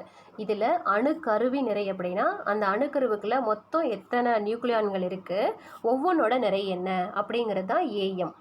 ஏங்கிறது மொத்த நியூக்ளியான்கள் எண்ணிக்கை, எம்னா ஒவ்வொன்றோட நிறை. இந்த இடத்துல நம்ம சொல்லும்போது புரோட்டானுக்கும் நியூட்ரானுக்கும் நிறை வேறுபாடு கிடையாது, ரெண்டும் ஒன்று அப்படிங்கிற கான்செப்டில் தான் போட்டிருப்போம். அதை வச்சு தான் இங்கே என்ன சொல்லுவாங்கன்னா அணுக்கரு அடர்த்தி அப்படிங்கிறது நிறைய சார்ந்தது அல்ல அப்படின்லாம் சொல்லியிருப்பாங்க. அதான் நியூமரிக்கல் வேல்யூ என்னன்னு இருக்குது, அதுவும் பாருங்கள். அந்த அணுக்கருவோட அடர்த்தி வந்து தண்ணீரோட அடர்த்தி கூட ஒப்பிட்டு தான் அது எந்த அளவுக்கு அதிகமாக இருக்கும் அப்படிங்கிறத கற்பனை பண்ணி பார்க்க முடியும். அடுத்ததாக நிறை குறைபாடும் பிணைப்பு ஆற்றலும். இப்போ நிறை குறைபாடு அப்படின்னு சொல்லும்போது இந்த இடத்த எந்த ஒரு அணுக்கருவோட நிறையும் அதில் உள்ள நியூக்ளான்களோட நிறைகளோட கூட்டுத்தொகை விட கம்மியாக தான் இருக்கும். அந்த கம்மியாக இருக்குது அப்படிங்கிறத ப்ரூஃப் பண்ணுறதுக்காக தான் இங்கே கார்பனை சொல்லியிருப்பாங்க. இப்போ கார்பன் அப்படின்னா 6 புரோட்டான் 6 நியூட்ரான் மட்டும் அதில் இருக்குது. அதுக்கு அதனோட நிறை என்னவாக இருக்கும், அதிலிருந்து எலக்ட்ரானை வந்து மைனஸ் பண்ணி பார்க்கும்போது நமக்கு எவ்வளோ நிறை வந்து குறைஞ்சிருக்கு அப்படிங்கிறதும் இந்த இடத்த இருக்கும். இது வந்து எதிர்பார்க்குற கார்பனோட நிறை இந்த அளவுக்கு இருக்குது. நம்ம பெயின்பிரிட்ஜ் நிறமாலைமானியை வச்சு பார்க்கும்போது கார்பன் அணுவோட நிறை எவ்வளோ கிடைக்கும்னா 12U கிடைக்கும். இதில் 6 எலக்ட்ரானோட நிறைய கழிச்சிட்டோம் அப்படின்னா நமக்கு கிடைக்கிறது 11 பாயிண்ட் சம்திங் தான். அப்போ நமக்கு என்ன ஆகுது, இது வந்து நிறை குறை அப்படிங்கிற மாதிரி கிடைக்குது. இந்த நிறை குறை அப்படிங்கிறது என்னவா மாறி இருக்குன்னா பிணைப்பு ஆற்றலாக மாறி இருக்கும். அப்படி பிணைப்பு ஆற்றலாக மாறுது அப்படின்னா அதற்கான வாய்ப்பாடு இங்கே இருக்குது, Δm/c². இதுதான் பிணைப்பு ஆற்றலுக்கான வாய்ப்பாடு. நிறை வலு நிறை குறைபாடு அப்படிங்கிறது நமக்கு எவ்வளோ அப்படின்னா இதுதான் ZMP + NMN - M. இது அப்படியே நீங்கள் ரீட் பண்ணாவே உங்களுக்கு தெரிஞ்சிடும். இது ரொம்ப விளக்கம் கொடுக்குற அளவுக்குலாம் பெருசாக இல்லை. ஸோ அதிலிருந்து பிணைப்பு ஆற்றல் அப்படின்னா BE = கொடுத்துருக்காங்க இல்லையா அந்த ஃபார்முலா, இது வந்து பிணைப்பு ஆற்றலுக்கான சமன்பாடு. அதுக்கான கேல்குலேஷன் இந்த இடத்துக்கு இதை ஃபாலோ பண்ணிக்கோங்க. அடுத்து இந்த இடத்த எடுத்துக்காட்டு சமன்பாடு கொடுத்துருப்பாங்க, அதுவும் பாருங்கள் ஈஸியாக தான் இருக்கும். இது ரொம்ப இம்பார்ட்டன்ட் ப்ராப்ளம். அடுத்தது வந்து பிணைப்பு ஆற்றல் வளைகோடு. பிணைப்பு ஆற்றல் வளைகோடுனா ஒரு நியூக்ளியானுக்கான சராசரி பிணைப்பு ஆற்றல் என்ன அப்படிங்கிறது தான் பிணைப்பு ஆற்றல் வளைகோடு. அதற்கான வரையறை இந்த இடத்திற்கு இதை நோட் பண்ணிக்கிட்டு இதில் கொடுத்துருக்கிற ஒரு 3 பாயிண்ட்ஸ். நிறையனோட மதிப்பு அதிகமாக பைண்டிங் எனர்ஜி பர் நியூக்ளியானும் அதிகரிக்கும். எது வரைக்கும்னா A = 56 வரைக்கும் தான். அப்படின்னா அந்த A = 56 அந்த அயனுக்கு வந்து எவ்வளோ பிணைப்பு ஆற்றல் இருக்கும் ஒரு நியூக்ளியானுக்குன்னா 8.8 இருக்கும். அதுக்கப்புறம் 40லேருந்து 120 வரைக்கும் அந்த வளைகோடு வந்து கொஞ்சம் குறைய ஆரம்பிக்கும். BEயோட மதிப்பு, அதாவது பைண்டிங் எனர்ஜி பர் நியூக்ளியான் மதிப்பு என்ன ஆகும்னா கொஞ்சம் குறையும். ஆவரேஜாக 8.5 இருக்கும். 8.5 இருந்தாலும் இதெல்லாம் கதிரியக்கத்தன்மை இல்லாமல் தான் இருக்கும். மற்றதை ஒப்பிடும்போது அதிக நிலைப்புத்தன்மை இருக்கும். அதற்கு மேலே போகும்போது இன்னும் குறைஞ்சிட்டு வந்து அந்த BE பார் இதோட மதிப்பு வந்து 7.6ன்னு வரும். இது வந்து யுரேனியம். இந்த இடத்த பைண்டிங் எனர்ஜி பர் நியூக்ளியான் குறையிறதுனால இதெல்லாம் கதிரியக்கத்திற்கு உட்படும் அப்படின்னு சொல்கிறாங்க. அடுத்தது 3rd பாயிண்ட்டு, மாஸ் நம்பர் வந்து 28க்கும் கீழே இருக்கிற லேசான தனிமங்கள் ஒன்று சேர்ந்து ஒரு கனமான தனிமமாக மாறும்போது அதிக ஆற்றலானது வெளியிடப்படும். இதுக்கு என்ன பேருனா அணுக்கரு இணைவுன்னு பேர், நியூக்ளியர் ஃபியூஷன். இது எங்கே பயன்படுத்துகிறாங்க, ஹைட்ரஜன் குண்டின் தத்துவமாக பயன்படுத்துகிறாங்க.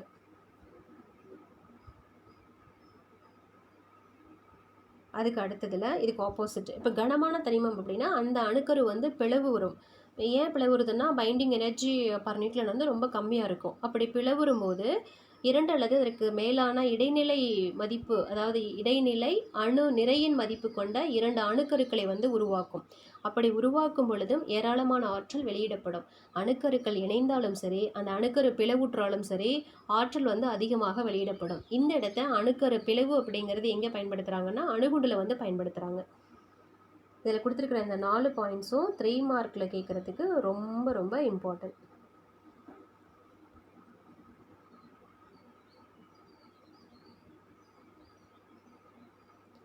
அடுத்து கொடுத்துருக்குற அந்த சம்மை ஜஸ்ட்டு பாருங்கள். ஓகே, நெக்ஸ்ட்டு அணுக்கரு விசை. அணுக்கரு விசை அப்படிங்கிறது அந்த அணுக்கருவுக்குள்ள இருக்கிற புரோட்டானையும் நியூட்ரானையும் பிணைத்து வைப்பதற்கான தேவைப்படுற ஒரு விசை. அந்த அணுக்கரு விசைக்கான ஒரு சின்ன கால்குலேஷன் தான் இங்கே இருக்கும். ஃபஸ்ட் லெசனில் படித்தது போல் ஒத்த மின்னோட்டங்கள் ஒன்றை ஒன்று விளக்கும், எதிரெதிர் மின்னோட்டங்கள் ஒன்றை ஒன்று ஈர்க்கும் அப்படிங்கிற அந்த கூலுமோட கருத்துப்படி இந்த அணுக்கருவுக்குள்ள இருக்கிற அந்த புரோட்டான்கள் எல்லாமே நேர்மின்னோட்டம் கொண்டது.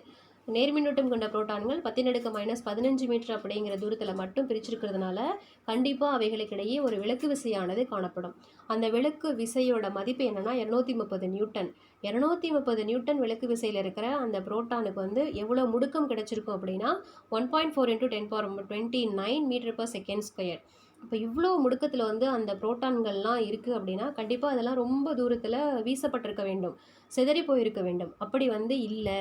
அப்படி இல்லை அப்படின்னா அங்கே என்ன இருக்குன்னா அந்த கூலும் விலக்கு விசையை விட அதிகமான ஒரு ஈர்ப்பு விசை அங்கே இருக்குது. அந்த விசை தான் அணுக்கரு விசை. இந்த அணுக்கரு விசை இருக்கிறதுனால தான் நியூக்ளியருக்குள்ளே வந்து அந்த அணுக்கருக்குள்ளே வந்து இந்த புரோட்டானும் நியூட்ரானும் ஒரு எக்ஸ்ட்ரீம் லெவலில் பிணைக்கப்பட்ட நிலையில் இருக்குது அப்படின்றாங்க. அந்த மாதிரி இருக்கிற அந்த அணுக்கரு விசைக்கு என்னென்ன பண்புகள் இருக்குது அப்படின்னு பார்க்கணும். அதில் ஃபஸ்ட்டு கொடுத்துருக்கிறது அணுக்கரு விசை அப்படிங்கிறது ரொம்ப ஒரு குறுகிய எல்லைக்குள் செயல்படக்கூடிய ஒரு சிறும தொலைவு கொண்ட விசை. ஒரு சில ஃபெர்மி தொலைவு மட்டும்தான் இதனோட ஆதிக்கம் வந்து இருக்கும். அதாவது அந்த புரோட்டான்களுக்கு இடையில் இருக்கிற விலக்கு விசையை விடவும் ஈர்ப்பு விசையை விடவும் இந்த அணுக்கரு விசையானது மிக மிக வலிமை அதிகமான ஒரு விசை. செகண்ட் இதில் என்ன இருக்குன்னா அணுக்கரு விசை அப்படிங்கிறது எந்த பேர் ஆஃப் நியூக்ளியான்ஸுக்கு இடையிலையும் ஒரே மாதிரி தான் இருக்கும். அது புரோட்டானாக இருந்தாலும் சரி, நியூட்ரானாக இருந்தாலும் சரி, நியூட்ரானாக இருந்தாலும் சரி, அதனோட கவர்ச்சி விசையோட எண் மதிப்பு ஒரே மாதிரி தான் இருக்கும். அடுத்தது அணுக்கரு விசை அப்படிங்கிறது எலக்ட்ரான்கள் மேலே வந்து செயல்படாதது அப்படிங்கிறதுனால அந்த அணுவின் வேதிப்பண்புகளில் எந்த மாற்றத்தையும் ஏற்படுத்தாது. இதில் இருக்கிற இந்த 3 பாயிண்ட்ஸும் ரொம்ப இம்பார்ட்டன்ட். இப்போ இது வரைக்கும் நம்ம சொன்னது எல்லாமே ஒரு அணுக்கரு, அதனோட வடிவமைப்பு, அதனோட பண்புகள், இதை தான் சொல்லியிருக்கோம். இது எல்லாமே பேசிக்காக இருக்கிற கான்செப்ட் தான்.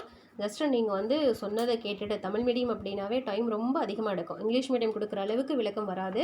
நீங்கள் அதையும் ஃபாலோ பண்ணிக்கோங்க. ஃபாலோ பண்ணிவிட்டு புக்ஸ் வந்து இங்கே என்ன நாம் கொடுத்துருக்கோமோ அதை நல்லா ரீட் அவுட் பண்ணிங்க. கண்டிப்பாக உங்களுக்கும் புரியும். Okay students, okay, thank you.